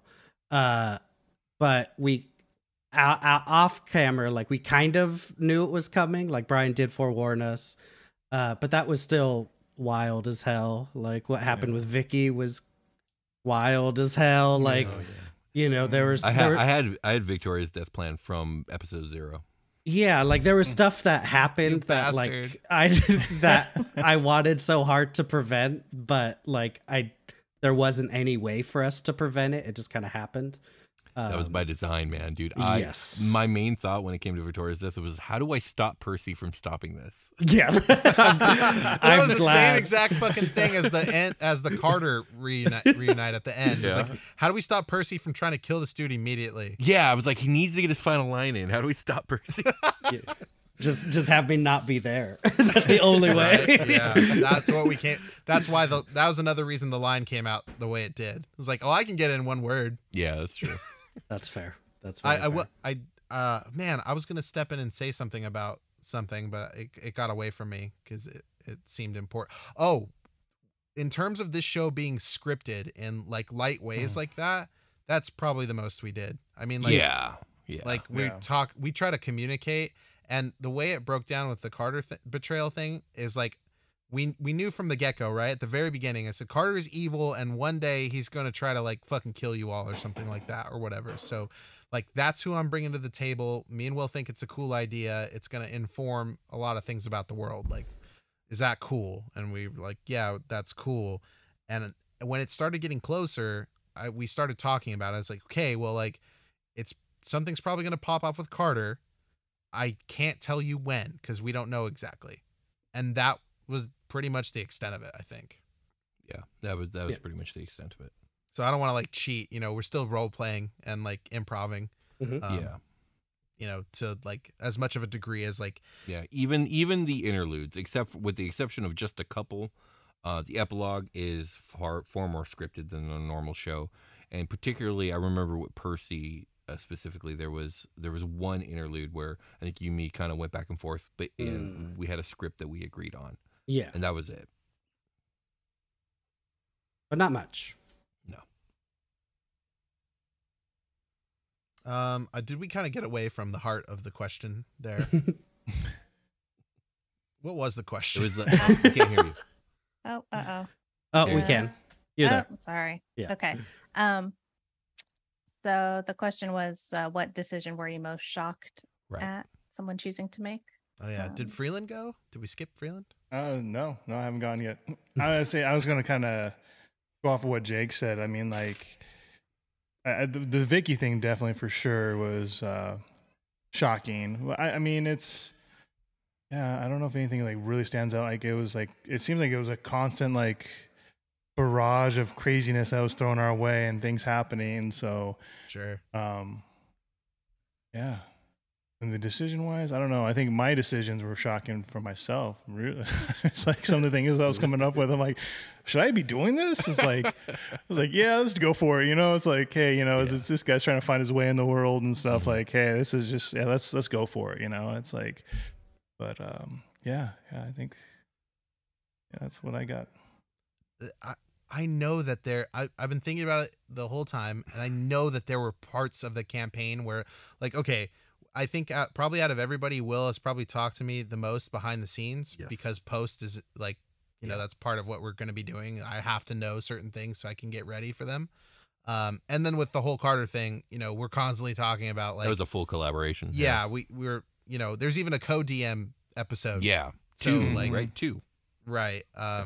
And so like, I know there were parts of this campaign though where Will did a really good job of not spoiling something for me, and he fucking slaps me, you know, in game with it. I'm like, holy shit, what? And I'm pretty sure I would probably be doing a disservice to try and guess what moments those were, because you'll see them on camera and you'll hear it in the audio where I'm like truly surprised that some shit is going down and popping off. I thought it was really cool when Sebastian lost his arm. That was like, yeah, cool you two were surprised as hell. I was like, oh shit, you're just cutting his arm. Oh yeah, they talked about it. Okay, yeah, cool. I tried to act surprised, like I had no idea. I was like, I didn't want people to think I cut your arm off without permission. So. I think because there's a long time where like I have favorite characters in the show, and it changes depending on what's happening in the show. So for a long time, Sebastian's my favorite character because his shit is constantly like, I never really talked to Will about what you guys were going to do next. And so when and all your stuff happens in game, right? It's not like my stuff where I'm doing it in post. All your stuff happens in game, and I'm always just like, yo, what? Like, you know, when you call up that little demon or whatever to help you go get Prim, I was like, yo, what are you doing? What the fuck? You know, and I'm like this brand new character, and like, you know, I'm leaning into the shock factor of it all. Like mostly the Sebastian stuff I don't see coming. Or like that the Soul Train was super cool. I was sad that nobody was dancing, but like, I was like, shit, man, what's that cow gonna do? Nothing. All right, about that cow. We're moving on. Percy can become the cow. Percy never becomes the cow. Okay. Let's talk about the cow. Shocking. The cow served two purposes. Number one, I needed to give Percy a new form at the time, and number two, it was a deep cut kind of tip of the hat to Acquisitions Incorporate when they go to hell to save their friend. Is there a cow there? There's a hell cow. Oh damn. Yeah. I gotta go was listen one to of those. the It's a good great episode. mysteries of the campaign. Like, what's up with the cow? Yeah, I'm just finding out now. Like, what the fuck happened with that? Like, okay, it makes sense, but really, I'm not that far off. It was just kind of there, right? Yeah, you're right. Yeah, and I thought it was cool. I wasn't like, what the fuck? The cow shouldn't be here. I was like, I don't know. It's fine, I guess. What's up with that? It's just a cow. Okay, sometimes it's just a cow, you know? Yep. Yeah. Yeah, Absolutely. I totally get it. I'm not Like mad your at all. campaign tattoo, it's just a cow. Yes. I love it. Matching It's tattoo. just a cow. A new On the back mug. of our heels, Yeah. like Achilles style. Yeah. That'd be awesome. I'd be Ready down to for get a next group question? tattoo for this game. Me too. Oh, what would it be? Absolutely. We just that's a fucking said. question. What are you talking about? Oh. I'm just kidding. Jesus. I don't know. Maybe I don't know. The The logo, logo's kind of maybe? on the nose, but It's on the like, nose. it I think sounds that's on the cool. nose. Yeah. I don't know. We'll talk about it because Yeah. I like that On it. idea, and I like tattoos. That'd be cool. Yeah. Did I Okay. do the question? I think you did. I think Yeah. so. Okay. Oh yeah, that was it. And then the cow. was the Right. question. My bad. We had a cow tangent. It's okay. Yeah. Next question is from Bros Rock on the Discord, and it is: what do y'all think was the most pivotal moment for each of your character's story and development? Is that like Morro Rock in Morro Bay? I do not know. Never mind. Okay, from a DM standpoint, I'm trying to go through the characters. I have Sebastian's, and I'm trying to decide which of Percy's like 3 big moments. Do you want me to go first, Will, while you think Yeah, about you it? go. Yeah, you guys go ahead. Okay. I'm thinking. I think for Sebastian, it's when he realizes the grave mistake he made by making a deal with hell by having to kill Davrax, and then he realized, like, oh my god, like, what did I get myself into? And then from that point on, seeing how his friends / family, like, how they saw him differently, he did not like that. That's why he slowly progressed, like, to get away from that slowly. You know, it's like at first he loved the power, he loved the strength. He's like, this is fantastic. Oh shit! What did I do? Like, what did I get myself into? Like, I have to do this. Like, I have no choice. It's like, holy shit! I made it. This is not good. So, I think for Sebastian, he kept on trying to find his way. He thought, like, oh, this is all this power, all this strength. This is what I need. This is what I want. Oh wait, it comes with a cost. This is too much of a cost that I want to pay. So, I think that for Sebastian, that was his turning point. Yeah, I agree. I think I had it a little bit shifted forward where I was going to say when you finally made the oath to Primina, that's when you went full shift. But I think, yeah, if you track it back, it's actually, when you started to regret what you done. Yeah. Yeah, real slippery slope, man. Mm-hmm. All the Sebastian stuff. Yeah. It's just like, oh shit, here we go. And we're all fucking involved in all of it. Well, and It's then like- every single Sebastian like decision ended up causing something to happen where like we get involved with hell or like it's like seems like everything Sebastian They did. put you on caused- trial, bro. But that was Dude, I know before it's the like hell it was stuff. like nonstop stuff that Sebastian got got Yeah. everybody in trouble for. So it's like, oh shit. As Carter, I was like, we're gonna die before the mission closes out because this guy's gonna get us blown up by somebody he pisses off, right? But as Echo, I'm like, you made me sign a deal with Satan eventually. Yeah. Like I had to do that because of the stuff you Yeah, did. Yeah. But like, okay. And you had just met us too. That I was know. like very I was- recent. Echo's also like, this all is fucking badass, you know, like that's kind of Echo starstruck. He's like doing real shit finally after like a long time of not doing anything real shit. So he's kind of into it, honestly. As like Echo's like, oh well, I'll fucking figure this shit out. This is like, you know, I'll just figure this shit out later, I guess, you know. Like fuck it, we got to do this. There's no going. It's not like I have a choice. I got to do this. I don't know. Yeah. No, yeah. For Percy, I think maybe the most pivotal moment was, I think, the first time she met the galactic spirit. I think the first time she went to like the spiritual spheres and everything, because that kind of informed, I mean, kind of everything after, like, when she meets the galactic spirit, she's like, oh, this is like where all my power is coming from. Like, this is like what I like. She kind of gets her purpose when that happens, I think, because before, like when she loses her like moon druid powers, and everything like that, like losing those wild shapes and losing like that kind of thread of things, was real interesting. So I think just the pivot to the new druid or the galactic druid stuff, was big because it just kind of informed basically everything that she did from that point on. True. For me, it was a tie between that and then the Song of Remembrance, where she first learns to sing and gets the blast from the past and remembers who she was before it all. But I think either is pretty an equal choice for sure. Definitely. Really cool scene. Definitely cool. All Percy's scenes are like very cool for me. Very emotional for me, and I'm not even the character half, So. I think that's why when I turn on the interludes, like I'm most excited to hear Percy's interludes. Yeah. There's only 2 scenes that choked me up when I wrote them. One was Victoria's last words, and then the other was the scene where I had to make Percy's mom abandon her. Yeah, that was like rough. I was writing it, rough. and I was just like, "This is rough." Yeah. Oh yeah. Well, I appreciate sad. it. Yeah. No. Thank you. Yeah. Thank you guys. Yeah, Echo's last talk with his dad, where his dad tells him that he's gonna be whole, like everything's gonna be okay, and he's gonna be whole again. That's like the big release for Echo. Cool. Like that was what he truly needed to hear, in that moment, after like all this peeling back the wounds, the bandages and like all the pain and stuff and exposing it all. And then, getting it all cleaned out. It's like a bad metaphor, a gross metaphor, but like, I hear you, cleaning the wound and putting new bandage on it for it to really actually heal. It's like, that's where Echo can like really move forward from his past, was that instance. And then the music for those scenes it was so cool. I had written it a really long time ago. I was like, oh, what would be such a cool fucking guitar thing for Echo stuff is this thing I wrote like 5 years ago. Dude, what you wrote for Echo shit was fucking badass. It was awesome. It was so good. Yeah.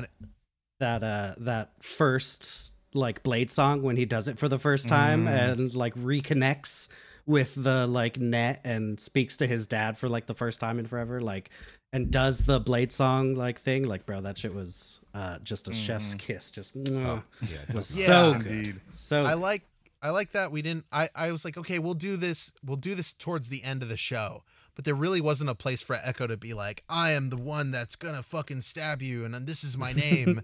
And I was like, it didn't really pan out that way, and I'm glad it didn't, because like I didn't want to do it again. It was so powerful the first time, and usually when I get a good idea, like I consider Echo a really good idea in a bubble, it has something attached to it like that.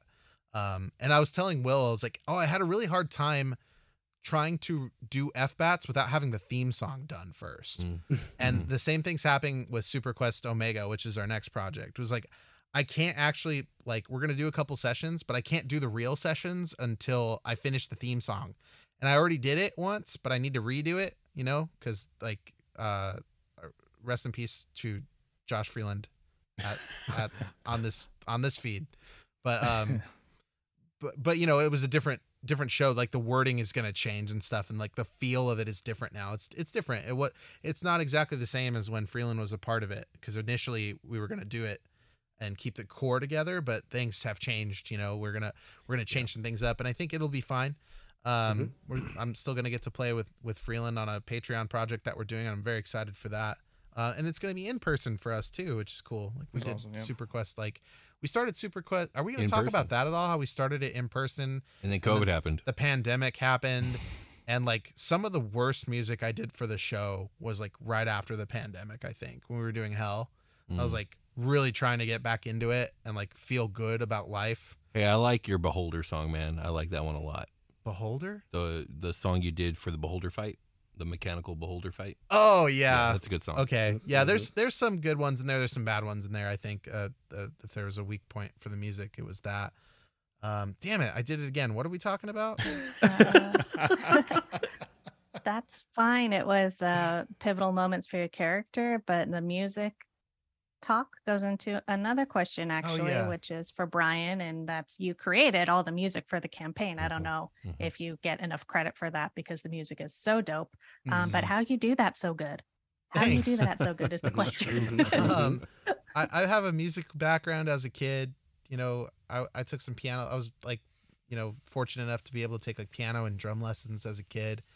And I kind of like have a natural uptick at it. Like I'm really good with rhythm and you know, harmonies and stuff are something that are like, I don't know. It's hard for me to talk about music because I've realized after all these years that it's such a personal thing to me, and it's hard to relate to people in the same way that I feel about it. But like they're like I feel like it's like that for a lot of people. They have their very specific, you know, love of music, if they even love. I've met people that don't love music in my life, and that is strange to me. It's very right? strange. So like it's a part of me, and like I basically just wanted to fill the silence of combat with like having to do less edits of big space. It's like, okay, well, we can have like the natural feel of the D&D combat table and have something in the background for people to like not be so like stuck in the dead moments, without having to go in, because this is a video project, and like chop it all up and stuff. And with the like time available to me, that was sort of the best route to make like a listenable thing. In the future projects, there's no video. We're going to jump off of video. I think that's the only way I can continue to stomach doing this project, is to get away from that, because it's really unpleasant for me. Like I want to make everything perfect, and I just don't have the time to do all of it perfect. And I can't hang anymore with that. So I want to chop out all the dead silence parts of combat, and couldn't. So I started making the music for it. And like a good way to make music fast was to use Apple Loops, which has a bunch of pre-stock sounds. So it's like 4 bars or something. It's like, you know, a couple seconds of music. So I would just grab a couple seconds of this sound and these drums and those drums and arrange them. So I am composing the music. I recorded a ton of music for this show, but in the grand scale, it's only like maybe 5 to 10 things tops where I'm actually like playing live instruments on the recordings. They're like Echo's things, Percy's things, some of Freeland's stuff. You know, I try to get a hand on the ball for everybody. But yeah, a lot of it is just free Apple Loops, and it haunts me because sometimes I hear the Apple Loop somewhere because they're free for everybody to use. They're royalty free. So I'll hear an Apple Loop that I used in a Superquest Saga song on like my kid's iPad. Like they'll turn on their iPad. I'm like, I know exactly what fucking loop that is. I could go find that right now. You bastards didn't even change it from like the stock. Like you can manipulate what the loops sound like. I try to do that as much as possible, and like add effects and like reverse loops and stuff, and like have cool, like, I don't know. I like the music approach changed. Like I played a lot of live piano at the beginning. And like added it into stuff. And I kind of got away from that after Carter left. I was like, okay, well, the music is going to kind of change thematically, especially now that we're going to hell. And we took like a long break. I did like a different approach to music, but I just did my best. This is my first go at like having music in the background. I tried to dabble with some sound effects here and there, but the workload on that is insane. So I couldn't maintain that for a long time. Like I had a lot of cool ideas I tried to implement. I mostly just tried to stick to a theme with the arcs in the second half of the show. I feel like the first half of the show just kind of, I'm doing my best to make a song I think is cool that sort of fits the scene. If I went back, I could probably do a better job at like matching the tonal qualities to certain things. But you know, like, it's a learning curve, right? So I'm just kind of throwing stuff together. I was like, oh, this is cool. I remember having a really fun time doing the music for the zombies and the plants and all that. Plombies, that's what it was. Plombies. So that was cool. A lot of the stuff is reactive, right? I'm like, okay, well, Will did a combat. I need to make a song right after I've done the combat and like, you know, done my first sweep of the edits. Yeah, the second half of the show, I tried to like in the Ryoka arc. There's a lot of organ in everything. I tried to put organ in every song because we're on like a I don't know. I just pictured like one of these rooms got a big fucking demonic organ in it, right? Like on this stupid ship, like somebody's gonna be playing a fucking organ. We got pretty close to stuff like that, so you know. Yeah. And then I always remember a game we played on our Patreon called Dredge into Shadowmire Keep, which I think that game had like a big fucking organ, and I did like Tetris on the organ for one of the sound design bits for that, and I just thought that was so fucking funny. Yep. Oh yeah. Like we're walking into this fucking evil room with this evil being playing the fucking big evil organ, and they're playing Tetris. Like, yeah, that was fucking good. And it's organ, it's fucking dope. That was the approach. I wish I had more time to spend on it. And by what I mean by that is like, if I had infinite time, I'd use it on that and never get it done. So like the fact that it's contained in a time bottle for me was probably okay. It forces me to make music. I think I wrote like 30 fucking songs or something.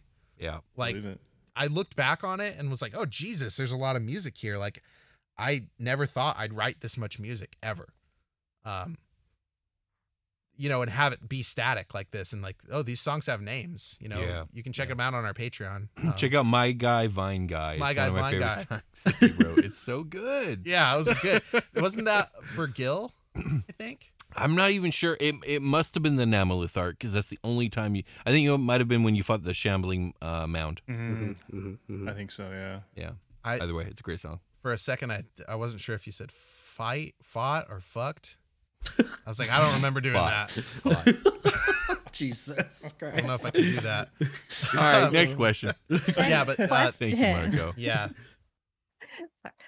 So this is for William. I imagine this is going to get answered in your Kickstarter setting book. But what part of the setting did you want to show off on screen but couldn't? And this is from Last of the Oathies via Discord. That's an excellent question. I think the Cyber Federation is probably the one aspect of the galaxy that I really did get to highlight.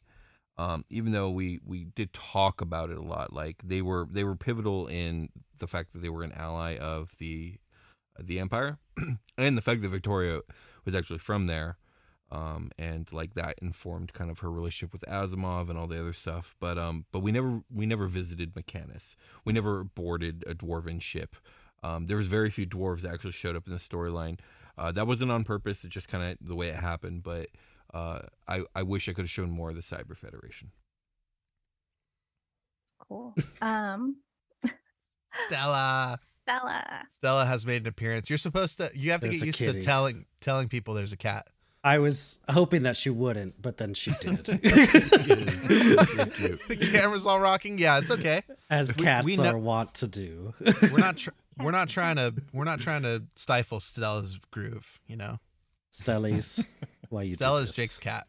Yes. If you saw I don't know, are you going to do video for this or no? Yeah. For this one, yeah. This is going to be our last video. Then sorry everybody on YouTube. This is the campaign ends visually here. Then you guys most likely saw the big bushy tail of this Stella's right now. Mm-hmm. But in future recordings that Stella exists in, which is not FBATS because that was like 3 years ago or something. Yeah, it'll be her voice that you hear probably. Well, it'll be us telling you that Stella is here. Yes. Also, like Stella's on the keyboard. The cat on the keys. Special guest Stella is here. Special guest. It's a guest within a guest. She did. I made sure to put her in the wiki. Awesome. Oh yeah. You rule for the wiki, by the way. You do. Thank you so much. Right. Truth. I can't tell you how pivotal the wiki was when it came to the last 3 arcs, especially after the couple breaks that we took, where a lot of the stuff that happened in previous episodes was just so rusty to me. So being able to go back and look and see, like, move for move what happened in every single episode, at least for like the first 20 episodes or whatever, like helped keep me fresh on all the stuff that happened before, which helped me keep the continuity continuous. So thank you. Glad somebody was reading it. I was. As of this moment in time, it is not current, but I'm hoping to have it all updated and pretty by the time this hits YouTube and podcast thank you. feeds. So check it out. I spent a lot of time on it. Yeah. Everyone here, we'll put the link in the description. I think we've been putting the link in the description, but go check out the wiki. It is very thorough and well done. Yeah, it kicks ass. Thank you. Yeah. Thank you. Or as the kids say, fucking slaps, bruh. Absolute gas. Next question. Okay, so this is from Artemis from the Discord, and it's is the party happy with how well the campaign turned out? They know it was a long campaign and it was probably satisfying to finish, but how do you guys feel about it? That's right, yes. Yeah, Rapid fire. I mean, I loved it. I couldn't wish for a better campaign, better ending. Just everything was just amazing. I mean, just the world itself, like kind of like we touched on earlier, the character development, everything. I think everything was just spot on for me, at least. You know, I think it was just fantastic. Yeah, I agree. Like, especially with this being our first campaign that all of us have finished, like it was super satisfying to start and actually get to the end and get that nice closure for everybody. Yeah, real nice. I'm very happy with it. Yeah, like that's really what I have to say is like what an awesome ride. Glad to finish it. Good times. Yeah. Thank you, guys. I also am pleased with how it ended. All right, this next one is for William. It is again from the Paladin of the Lost Days on YouTube. And what is your favorite and least favorite part of your creation, and why? Oh, okay. It's phrased interestingly too because of the creation part. What is my favorite part? You need time. Mary Shelley would have been like, "Oh, I like the bolts on the neck. I don't like the big hairy feet." I'm going to talk about this like kind of outside of the show part, just as the world, like the setting part. And I liked even though it was very light when it came to the show, like the idea of these galactic politics and all these different galactic nations and trying to craft where I feel like different races or different species kind of ended up. And that was fun for me. And it informed the entire campaign. So it was probably my favorite part was putting that together. As for my least favorite part, I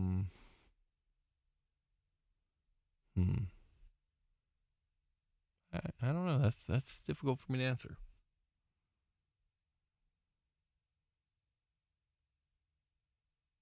So this is, I guess, for anybody, and this is from Marcos, who sent it in via email. Hello, Marcos. Hey, Marcos. I know hi, him. Marcos. I got mind freaked with that guy. I'm so jealous. You guys got mind freaked without me. Marcos is going to be a player in our upcoming project on this channel, and I went and saw Chris Angel mind freak in Vegas with him, and it was awesome. My fiance, sister, and mom are going next week. Hell yeah, cool. Totally worth.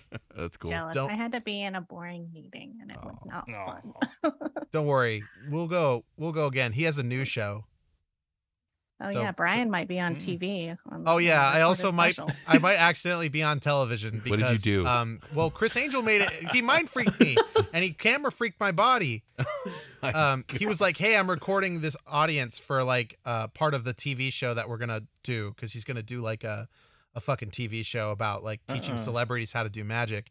And he like put the camera on the audience, and Marcos was like, "Bro, all I could see was like a spotlight on your giant blue body," because I was wearing like a blue flannel. And yeah, like I'm tall. Like I was just like radiating energy in the crowd. I was like, I did notice that I could really see myself on the camera, but I didn't realize that it was being fucking recorded for television. God damn it. That's fantastic. So funny. So yeah, check me on Mind Freak or whatever the fucking show's called. Yeah. All right. But back to his question, and that is, were there any spells or class features you planned for but didn't get to use? Oh. So I'm gonna jump the queue on this one. Arcane Teleporting at all. Mostly. It just never happened, did it? Not really. I'm sorry. That's it. You tried teleporting. You did. I mean, you did sorta. a mattress. Dimension door to mattress. Dimension door. That's what God, it's called. all the teleports in the show were extra force. Because you just wanted to do it. I have to do this. This is like I took so many teleport spells and none of them worked the way I thought they would. Mm-hmm. Thanks, shout out to Wraith Reaper for keeping me honest on like basically teaching me how to be a wizard through YouTube comments. Yeah. For me, I mean, there's a lot of spells I didn't use because I was more. All you did was focused on smite. Yeah, All you did I was was like, I'm gonna smite. smite. I got these spells just in case, but I was going to smite. So there's would you plenty. Like, of why be a spells. paladin when you could just smite? Well, I mean, Yeah. it's paladins who smite. When you could just smack. Yeah, that's my favorite part, just smacking fools. So yeah, there's a lot of spells. I'm like, oh, it'd be cool to use, but no, smite. Yep, smite. Smite. And then when it came to fighting the Arlethotep, you decided to try and save all your smites. Yeah. Oh, I try to slow roll it because like I don't know what's gonna happen next. Cool. Well, thank God we got stuff back, you know, because like. Oh yeah, thank God. Not your Yeah. DM. You suffer from ether like ether usage syndrome or whatever the fuck from Pokemon. Like, or ethers, I guess ethers or ethers. I think What are it's they ethers. called? Yeah. Ethers. Like I'm not gonna use any of my fucking best items. Yeah. Oh, I was using them. I just wasn't using like the high level ones yet because like, man, I don't have many left. I was like, Yeah. shit. I was like, and the thing is like, I didn't know if this was like his final form. If this was like, hey, you beat me up and then I'm going to disappear and reappear later on in this episode or quest. So I was like, fuck, I don't know if I just want to Fun fact totally about exhaust. that fight. So Fun fact about that fight is I designed that fight to just be one form. I had made up an entire other form halfway through the fight because you guys did so much damage. there you It go. was on the spot. Didn't even know that. That's dope. Yeah, that's cool. Yeah. And then there's a bunch of class features I didn't get to use when I was the fighter for that small little arc there. There's some stuff I didn't use on there. Even my last class, when I was the oath of the Guardian when I swore my oath to Prim, there's quite a few things on there that I didn't get a chance to use. I wasn't that subclass for very long, so there's a lot of things that just didn't pop up where I'm like, I can use this feature and that feature. For Percy, there wasn't much I didn't get to use. Like there was because we got to 15. There was like a level 14 like druid feature where you get alter self, and you could do it at will. Which would have been nice fucking, I don't even know, 10 levels ago, because then I would have been able like to disguise myself for longer than an hour, and that would have been extra fucking useful. But you know, I didn't get to use that. But other than that, I feel like I got a pretty good span of the druid stuff. Not a lot of spells I didn't get to use. Like save spells are tough, so like I've always wanted to polymorph somebody, but you know, like we didn't get to do it until the very last part, and then everything had like legendary resistances on it, and so like I didn't get to polymorph anything, but it'll happen. It's fine. Like I'm gonna do it eventually. So yeah, like you watch out, be right. So yeah, no, like I feel like I got a pretty good span of everything, I think. The next question is for William again, and this is from Emmanuel via email. And it is, how would the armory and the dynamo have presented themselves to the party if Carter's paranoia hadn't gotten in the way? I had a monologue that you did not get to use. I have to go back and re-listen to the episode, but I think I ended up working in the lines I had planned just throughout the fight instead of having it all happen up front. That's exactly what happened. Yeah, okay. I think we talked about it on recording too. Yeah. So I think that one actually worked out because I just worked it in every round, every turn that came up. I just fed another line. But the only way it would have been different would have been all those lines would have been like one monologue from each of them before the fight began. Okay. I have a note on that if you guys don't mind, which is like the Carter's paranoia thing, because the alert feat, I took the alert feat so you can't be surprised, and like Carter wasn't there to like put up with bullshit from like outside sources, because he would answer to somebody that would like reprimand him for allowing somebody to just like walk in and start like talking when they're clearly like a threat. I just want to be clear. Like, I wasn't trying to be a dick or anything. No, it's all good, dude. Yeah. It's like, this is, I know that comes up a lot. Like, I stole everybody's money. This is what my character would do. Yeah. I mean, you guys did the same thing in Nyarlathotep. I had to do the same thing. True. I worked all his lines in between rounds. Yeah. I figured by then you just kind of it. know. I plan on doing that in the future. Like, monologuing's hard in like why are we letting this dude power up? Yeah. Mm-hmm. You know, sort of vibe. Like, can't we just punch this guy right now while he's talking? Yes. Like, that's what I always think when I'm watching Dragon Ball. I'm like, this is great and all, but like, go punch that guy, please. I am a very big proponent of like the Attack on Titan, like Eren punching the the Hammer Titan before she, like, while she's like assembling or grouping, and this man just comes off screen and punches the shit out of him. Especially when you think about like the trials that like we've been through and like the bullshit we've had to like put up with. Like, I don't know how many people would like just let like with Carter, like obviously like we all got betrayed by this man, so like of course it's on sight, like he's gonna get the hands the second I see you because because you betrayed me.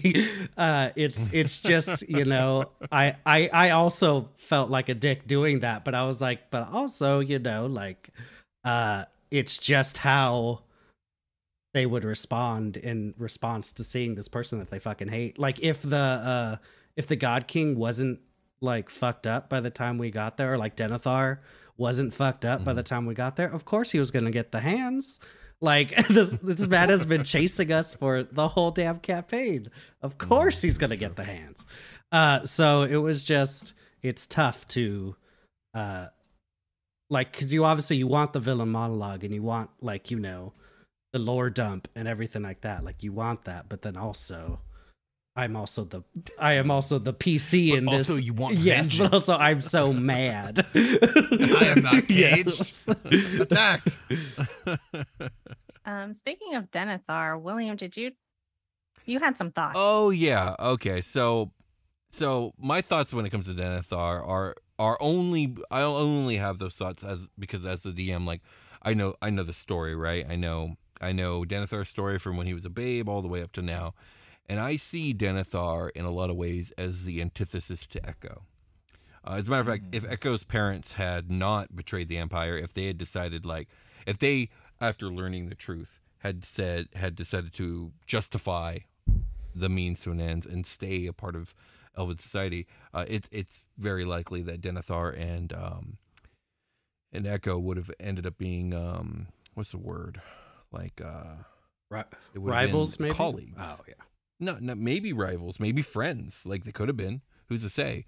The main thing about Denethor is, yeah, he was a truly despicable person who did despicable things, and like, we should be measured against the acts we commit, like, not necessarily the intentions. Thus, you know, the famous saying, and you know, the road to hell is paved with good intentions. But I will say this: Denethor never stood a chance. Like, the dude never stood a chance. He was born into a society that basically praised and ushered him all the way up through his adolescent years, brainwashed him into thinking the God Emperor was the end-all be-all, was never shown another way, was never exposed to anyone or anything else. He was completely and utterly indoctrinated, told his dad was a hero, convinced that he was following his father's path and saving the galaxy every step of the way, spoon-fed. And then in the end, when he dies, he realizes that everything he had done not only was in vain, but everything he had done was what made him a monster and not the hero. So he died in absolute despair, which a lot of people would say he deserved because he did a lot of terrible things. But I weep for people like Denethor who once were babes and never stood a chance because they never had a chance. Yeah, and we all like flipped him off as we like went by at the end there. Fucking took a picture with his body. Like He did. I didn't That say. meme. I know that meme happened in the Discord, but that's that not. was me. I made that immediately. That shit was hilarious. funny as Yes. fuck. I was dead when I saw that. I was like, it kind of did go down like that, didn't It it? absolutely did. Oops. I personally loved that Denethor got a promotion every time we heard about That's him. true. Yeah, that was That's actually true. really funny. That was really funny. Okay, this next question is a kind of two-part. It is, what is the most memorable thing that you did in the campaign? And then what is the most memorable thing that one of the other players did, Oh my or gosh. the DM? The horns. This seems like a long one. Yeah, the horns are here. Do we want to consider skipping this question? Because I feel like we've hit a lot of this stuff. Skip I it. mean, if you have something off the top of your head. For me, Carter's most memorable thing was puking in his own suit on Natalie. That shit was fucking I hilarious. forgot about that. I will never forget That was very good. It was just the funniest scene in the hilarious. entire show for me. Classic. Damn it! I'm always getting called out for like the nasty humor, the poop and vomit, the blood and stuff. It's so good, true. though. Oh It's man. Trying to think here. Oh my god, that role play was so good, man. He's like, It he was. was like, oh my god, what just happened? That was fun. Namleth was really fun. Yeah, no, that was a good arc. Trying to think. That's the one that pops into my head. Yeah. What about you guys? Oof. Oh my gosh. Yeah, I think for me, the Nat 20 on Zovra, I think I'm gonna remember for Yes. forever because that was so hype. Was that a death save? Yes. Yeah. Nat 20 on She the popped death back save came back, That's and right. then I'm pretty sure I brought Sebastian back, or because Carter had ran to the ship at that point. Oh, I was firing on fools. With the Yeah, ship like cannon, I right? think you were like ship combat. You were like warming shit up. So I was like, okay, we're on the floor, fuck. And then I got up, and then I got Sebastian up, and then I was like, I'm gonna hide behind Sebastian and hopefully not die. So that was pretty dope. If I could toot my own horn. And then I think most memorable thing that somebody else did. I think the first thing that comes to my mind is Sebastian. You killing what was his fucking name? The Iron Legion dude? Like Davarax, was that? Davarax. Yeah. You killing that dude was like rough, because I was like, how like as far as going a couple questions back, like the thing that somebody shocked like us by doing, you definitely shocked me with that, because I was like, oh well fuck, like I've thought of, like, me and Percy have both thought of this man as a good man this whole time. Yeah. And this is like the first truly not good thing, because everything else was justified, you know, like everything else I was like, I understand we're in this shitty time, but yeah, like I think that was real hard for me and Percy to be like, oh well fuck, like something's going on obviously, and like this is something that we can't continue, because there will be a problem at some point between us if this keeps up, you know what I mean? Like it would have come to a head at some point, because I don't think Percy or Echo would have allowed such suspect behavior to continue. I mean, maybe Echo, like he didn't like I don't know. I can't Echo was pretty I was shook. still new to the group. Yeah. It was like really neutral feeling for Echo, like, hey man, I don't know what the fuck you've been through. Yeah. Like, and I don't really know who that guy is all that well. Yeah. And if he deserves what's going on or what. But like it just didn't feel like any of his business. That's fair. That's fair. I will say, like, that I don't think Freeland. I didn't tell you anything about that. And for me, that was a pivotal moment to see whether you stayed with Ramazal in that moment, or if you betrayed him, and you stabbed your friend in the heart. Rough, real rough. It was a good episode. Yes. Yep. Memorable moments. Some of the things that pop out of my head is Splack for sure. The heart attack on Splack for sure. That was like went down with a heart attack. Oh, good old Splack. Loved it. The toothpaste thing with Carter definitely sticks in my mind for sure. That whole scene. I mean, there's a lot of them, but it's true. Those are the two that like pop out in my head like right away. I think for Sebastian, like when he first got his Hexblade Oathbreaker powers, like how OP he was when we that creature under the ice. Yes. When we first he just demolished that thing. I was like, whoa. yes. Like, I was like, oh my gosh. walrus, yeah. I was like, holy crap, this dude's powerful. It's like that stood out in my mind too. Face. Yeah, you basically soloed that thing. You soloed like what was it? An adult red dragon? Isn't that what you did? No, it's a white. It was an adult white dragon. I mean, so you soloed a dragon pretty much by yourself. It was insane. Yeah. So there's some of the things that kind of stood out in my mind. Yeah, I was like trying to fix a fucking gas can or something. You were. You were. And this dude just like chops a fucking giant walrus in half. Like, oh yeah, okay. I'll be over here behind that guy. I liked. I was surprised at how the Carter fight went on Anzan's lab. And like because we did a code DM for that too, right? Like I was in charge of that combat, and I did some cool stuff. You guys are just so fucking strong, dude. I sent in reinforcements like on the fly because you guys were so strong. Like Sebastian and Percy are just so fucking powerful. Like you guys are just dumb, stupid, strong to hit. Like it's probably been a job. Like if I didn't play Carter the way I played, I'd be dead. I'd be fucking dead. Because like the whole build is to not get hit and to stay in the back. Real easy with you two brick fucking shit houses up front. I don't know, man. Like all the Freeland stuff, like all the Sebastian stuff, like really, it was all. This is one of the only things in the campaign that's like, whatever Will's doing or whatever Freeland's doing is like the super fresh shit that I haven't heard yet. So when it comes in, I'm like, oh fuck yeah, this is dope. Like the stabbing, I was like, oh goddamn. But like Echo's like, yeah, whatever. And but like going along with it, I don't know. The fucking those three foxes, what were those guys called again? The Maijin. The Maijin. That was like that was fun. I thought that was like cool. A super potent, like it felt like sort of random that it was happening because it kind of was, and that was like the theme of this place. It's like a bunch of random shit in this ship. And there's just these like random evil as fuck dudes in here that like took my bro's deepest fucking memory and shit. I was like, yo, what the fuck is going on? This isn't cool. And like we're mid arc and like the not cool shit is happening now. Like, that was a surprise. And it sets Echo up to go back into like a dark place.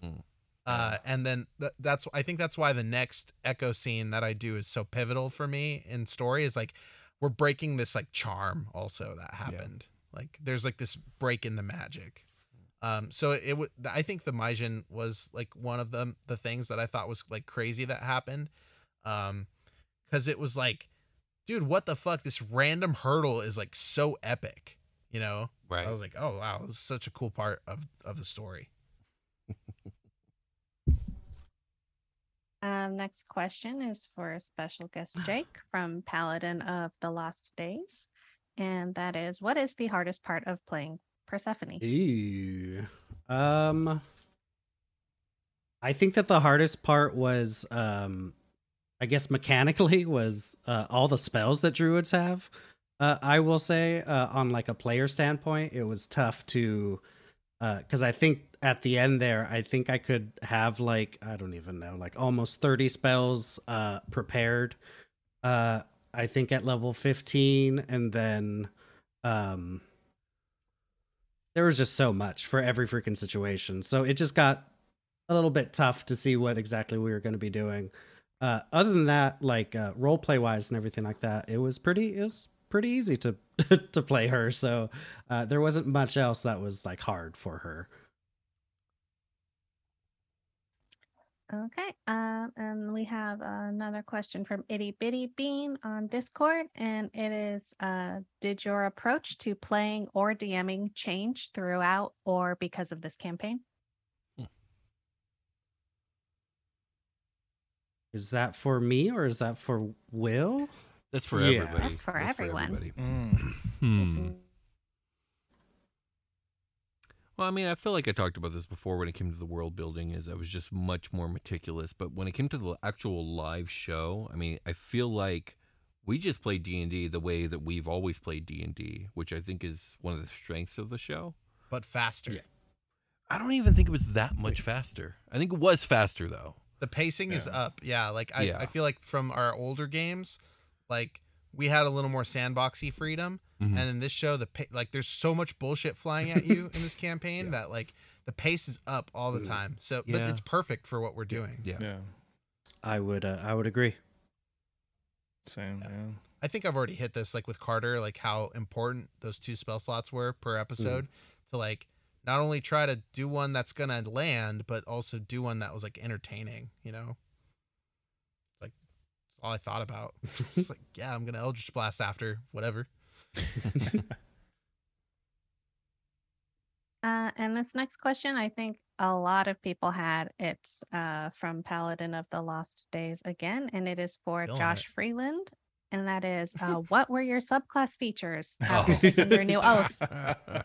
In all caps. Indeed. Yeah. All caps. With I know, like we kept 4 saying we were going to address it. I know. I just kept forgetting. I'm sorry. I was busy trying to write the end of the campaign. Well, I was like, I'll talk about it when they come up when I actually use them, but I never actually got around to using, I think, any of them really. I had to pull up my character sheet to remember all of them. Like for the channel divinities, there's the Divine Challenge, which as a bonus action, I can compel a creature within 10 feet of me to focus its attacks on me. There's some more, stuff to that. You could have done that against Nyarlathotep. Yeah. You didn't. Divine Ward, you protect an ally from harm within 10 feet of you. So pretty much I would take all their damage and effects on myself as opposed to having it inflicted on them. And then Soul of the Defender, which is at the 15th level. After being reduced to 0 hit points, on your next turn, you may use a reaction to begin healing hit points equal to Charisma modifier plus your proficiency bonus every round for 1 minute, which is pretty dope. Never had a chance to use it, but it's pretty just badass. Couldn't fucking kill you. That's why. No matter what I did.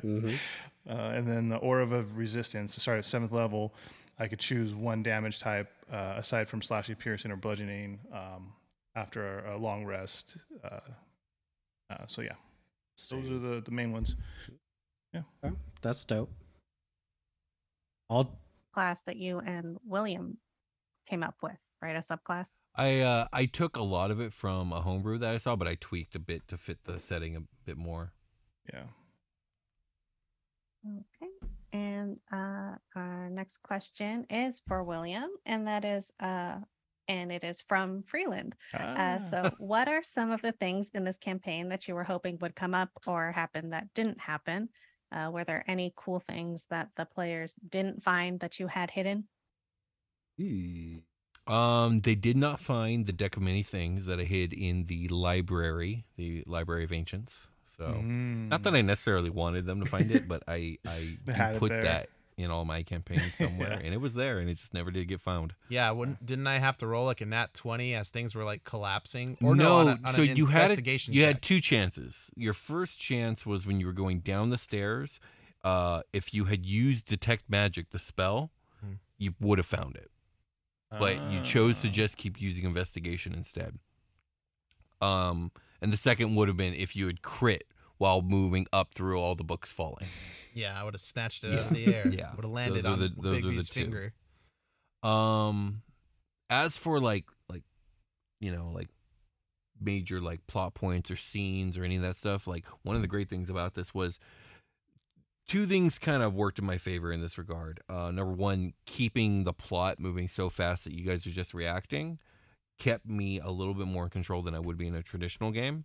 2, your guys' immense amount of trust in me as a DM also allowed me a lot of free movement that I might not have been allowed to in a more traditional game. And because of that, I kind of got everything I wanted. So all the scenes I wanted or planned or really pined for, like I managed to find my way to.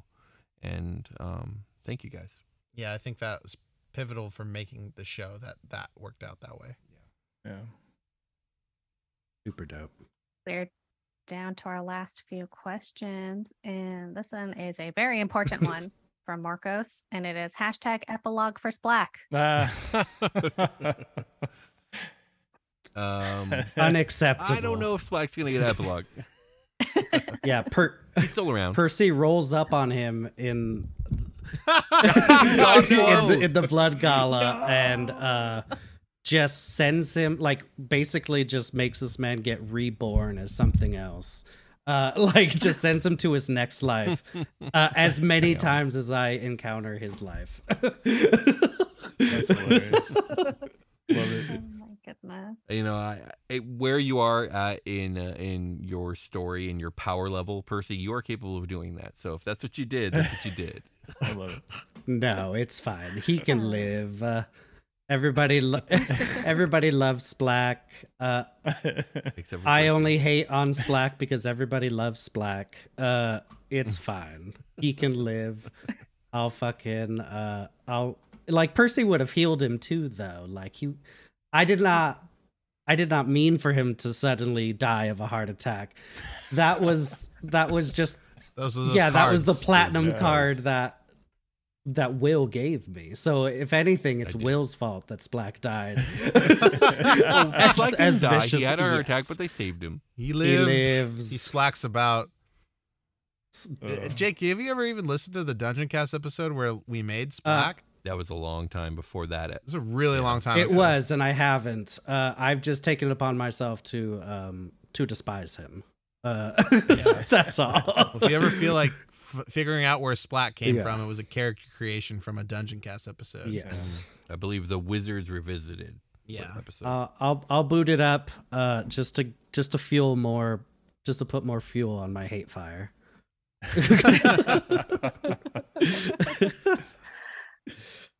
All I think that was a right. pretty and funny one. This next question is from Easty on YouTube, and that is, are all four of you together going to do more actual plays? Do you want me to answer, or do you at this point, Brian? I'll go. Okay. No. Jeez. We're bringing up the band. In a certain capacity, yes, we're all going to continue to be on projects together under like the umbrella here, so you'll be able to hear us. We're gonna paywall Freeland. He's just fucking too good. He's too good. You got to pay to hear his voice. He's too good. I should be can't let paying you you guys guys. just Like, keep please having just listen him. to me, you know? Hey. You can't just keep having him. He's behind a paywall now. Oh, you guys are too funny. Unhallowed's gonna be really, really awesome. Yeah. So we do encourage people to go check that out. At the risk of plugging harder, on patreon.com/thedungeoncast. We're going to be playing a Grimdark campaign that Will's going to continue to DM. So Will, you are going to be in the control seat for a while here still. But we've talked about it a lot during this. So I'm going to keep Jake, and Will's going to be a player in my game that's coming up, Superquest Omega. So we're going to throw FBATS was a Patreon project as well. We're going to throw that onto the feed while we record it. We've already started. And Mariko is on the call, navigating these questions for us. She's going to be a player in that game as well. And her husband, Marcos, who we've referenced and received questions from. Yeah, it's going to be a grand old time. So, you're still going to get all of us. We're just spread across 2 shows Yes. now. Yeah. Freeland is so excellent. He takes 2 of us No, to replace whatever. him. No, not at all. His boots are so big. I need a whole person for each boot. It's true. That kind of covers our final question, which is, what's next? Yeah. So It's Unhallowed and Superquest Omega. Yeah. Yeah. Well, FBATS is going to happen first, right? That's true. Because it That's very already true. happened. And please, I want to put a disclaimer up front. Please forgive me for the audio for like the first 5 of those or so, maybe even like 7 of them. It is not up to the standard we've grown to. Yeah. And it's because we started doing that show really early on, like in my living room with the air conditioner running on in the background because it's hot as fuck. Now Will and I sweat it out wherever we're going to be for the sake of the audio with like a fan on maybe at best. And we've come a long way. I still think that it's worth putting out because the content itself is so magical for FBATS. I'll be listening to it. Yeah, it's with Steve. It's with Steve, Same. our good friend Steve, who you guys will only meet on FBATS, I guess. And Jake, and I'm the DM. It's Batman the Animated Series episodes converted into like a series of one-shots is a good way to describe it, I guess. They can all be listened to in a vacuum, but they do have a contiguous like flow. And they culminate at the end in a way. I mean, in the way that like in the same gravitas Batman the Animated Series would bring to like a culmination point, which is we're going to do another season. So like nothing too crazy happened. Batman is going to live through everything, you know, pretty much. And that was the idea that we brought to the table with it is we're just going to have some fun and make a show that we could like conceptually keep making forever if we felt like it. And I do want to get back to a version of that show one day. It has, I think we're going to leave it and let it lie with like the 28 sessions we did. Not including, I think, like a spin-off arc we accidentally did where I thought we were going to take a different direction with the show and didn't. I thought ended up being like, no, this isn't the show, but it was fun. I think all of those episodes are eventually going to make it to this feed. But they're basically sitting in on the feed to buy us time to record Superquest Omega, which is, I'm taking the reins from Will. And if you go on, sorry to plug this again, but patreon.com/dungeoncast, you can listen to the raw recordings we're doing as they're finished. The idea is that they'll be available there while we sound design everything and write music. Because part of the really difficult thing of making Superquest Saga for me was being on the strict timeline and having to pump out content like constantly. It forces some things. I really want to take my time and work on a music project in like a way that feels like super rich and meaningful that I can really dig my teeth into and my nails into with my own recording. I want to record everything. I don't want to rely on loops unless I think it's a cool idea to like add a loop in here and there because there's a lot of cool ones. But the idea is that I want to make like a similarly paced show as what we've done here and apply like a video game feel to it and like a really crispy edited radio drama feel to Dungeons and Dragons that I think there are other podcasts out there kind of trying to tackle it in that way. And I think I'm going to do a better job just straight up than anything else I've heard. Like I conceptually think that the next thing I do for D&D is going to hit like really hard. I'm super confident about that. I feel like the holes I have in my game are story wise, and I think I've kind of hit it. I think I've kind of fleshed it out. And we've recorded our session 0. You guys have heard like the baseline for the story beat. Just get ready for it because the first episode is going to be like a really cool upbeat. Like there's going to be combat. We're going to be in media resolution, doing stuff with the party. You're going to get to know the players as they're playing. And then the second episode, it sounds like we're doing a fucking rave. So like, you know, there's that. And then the third episode is going to have some really cool, like it's going to be a blend of like my homebrew campaign setting mixed with like all the cool original D&D lore that I've learned from the other show we do called the Dungeon Cast. So pretty much I'm going to be using as much 5e stuff as I think is cool, which is like, you know, giants and dragons are dope. And they have like their own eras where they lived and thrived. Like I'm going to keep some of that lore and I'm going to move forward with a bunch of my own lore, which kind of accidentally butts up against some stuff that happened in Theros. But it's different in a lot of ways too. I think it's going to be a real cool campaign. I'm going to lean into a lot of the things Will did, which is let a lot of the players, concepts and ideas inform what the world is going to be. So, you know, it's not all there yet. And it's not going to be, my style is to kind of like literally not know what exists in a space until we get there. And then talking about it on at the table together, like what the thing you want, it could exist here and should. Let's make it a reality. What should it be? What's the most interesting thing? And then we come up with it right there and we improv the rest of it. And that's going to be cool. There's going to be, you know, the whole thing's not improv. I have a lot of stuff written down. But I want to give that autonomy to everybody too. And like really help build this map and this world together so that we all feel a part of it the way I know that we feel about Superquest Saga. So it's like we all kind of have a piece of this in our hand. So we want to maintain that and have like a rich world and rich character concepts. So we've interviewed everybody, and you can hear about their characters and who they are if you don't know. Like we introduce Marcos and Mariko, and I guess technically Will from a player standpoint. You can hear that too. True. And yeah, like, I'm really, really excited about it. You can go listen to the raw recordings on Patreon. Probably at least a few of them are going to be there by the time this drops. And yeah, I highly encourage you to check out FBATs. Get used to me a little bit.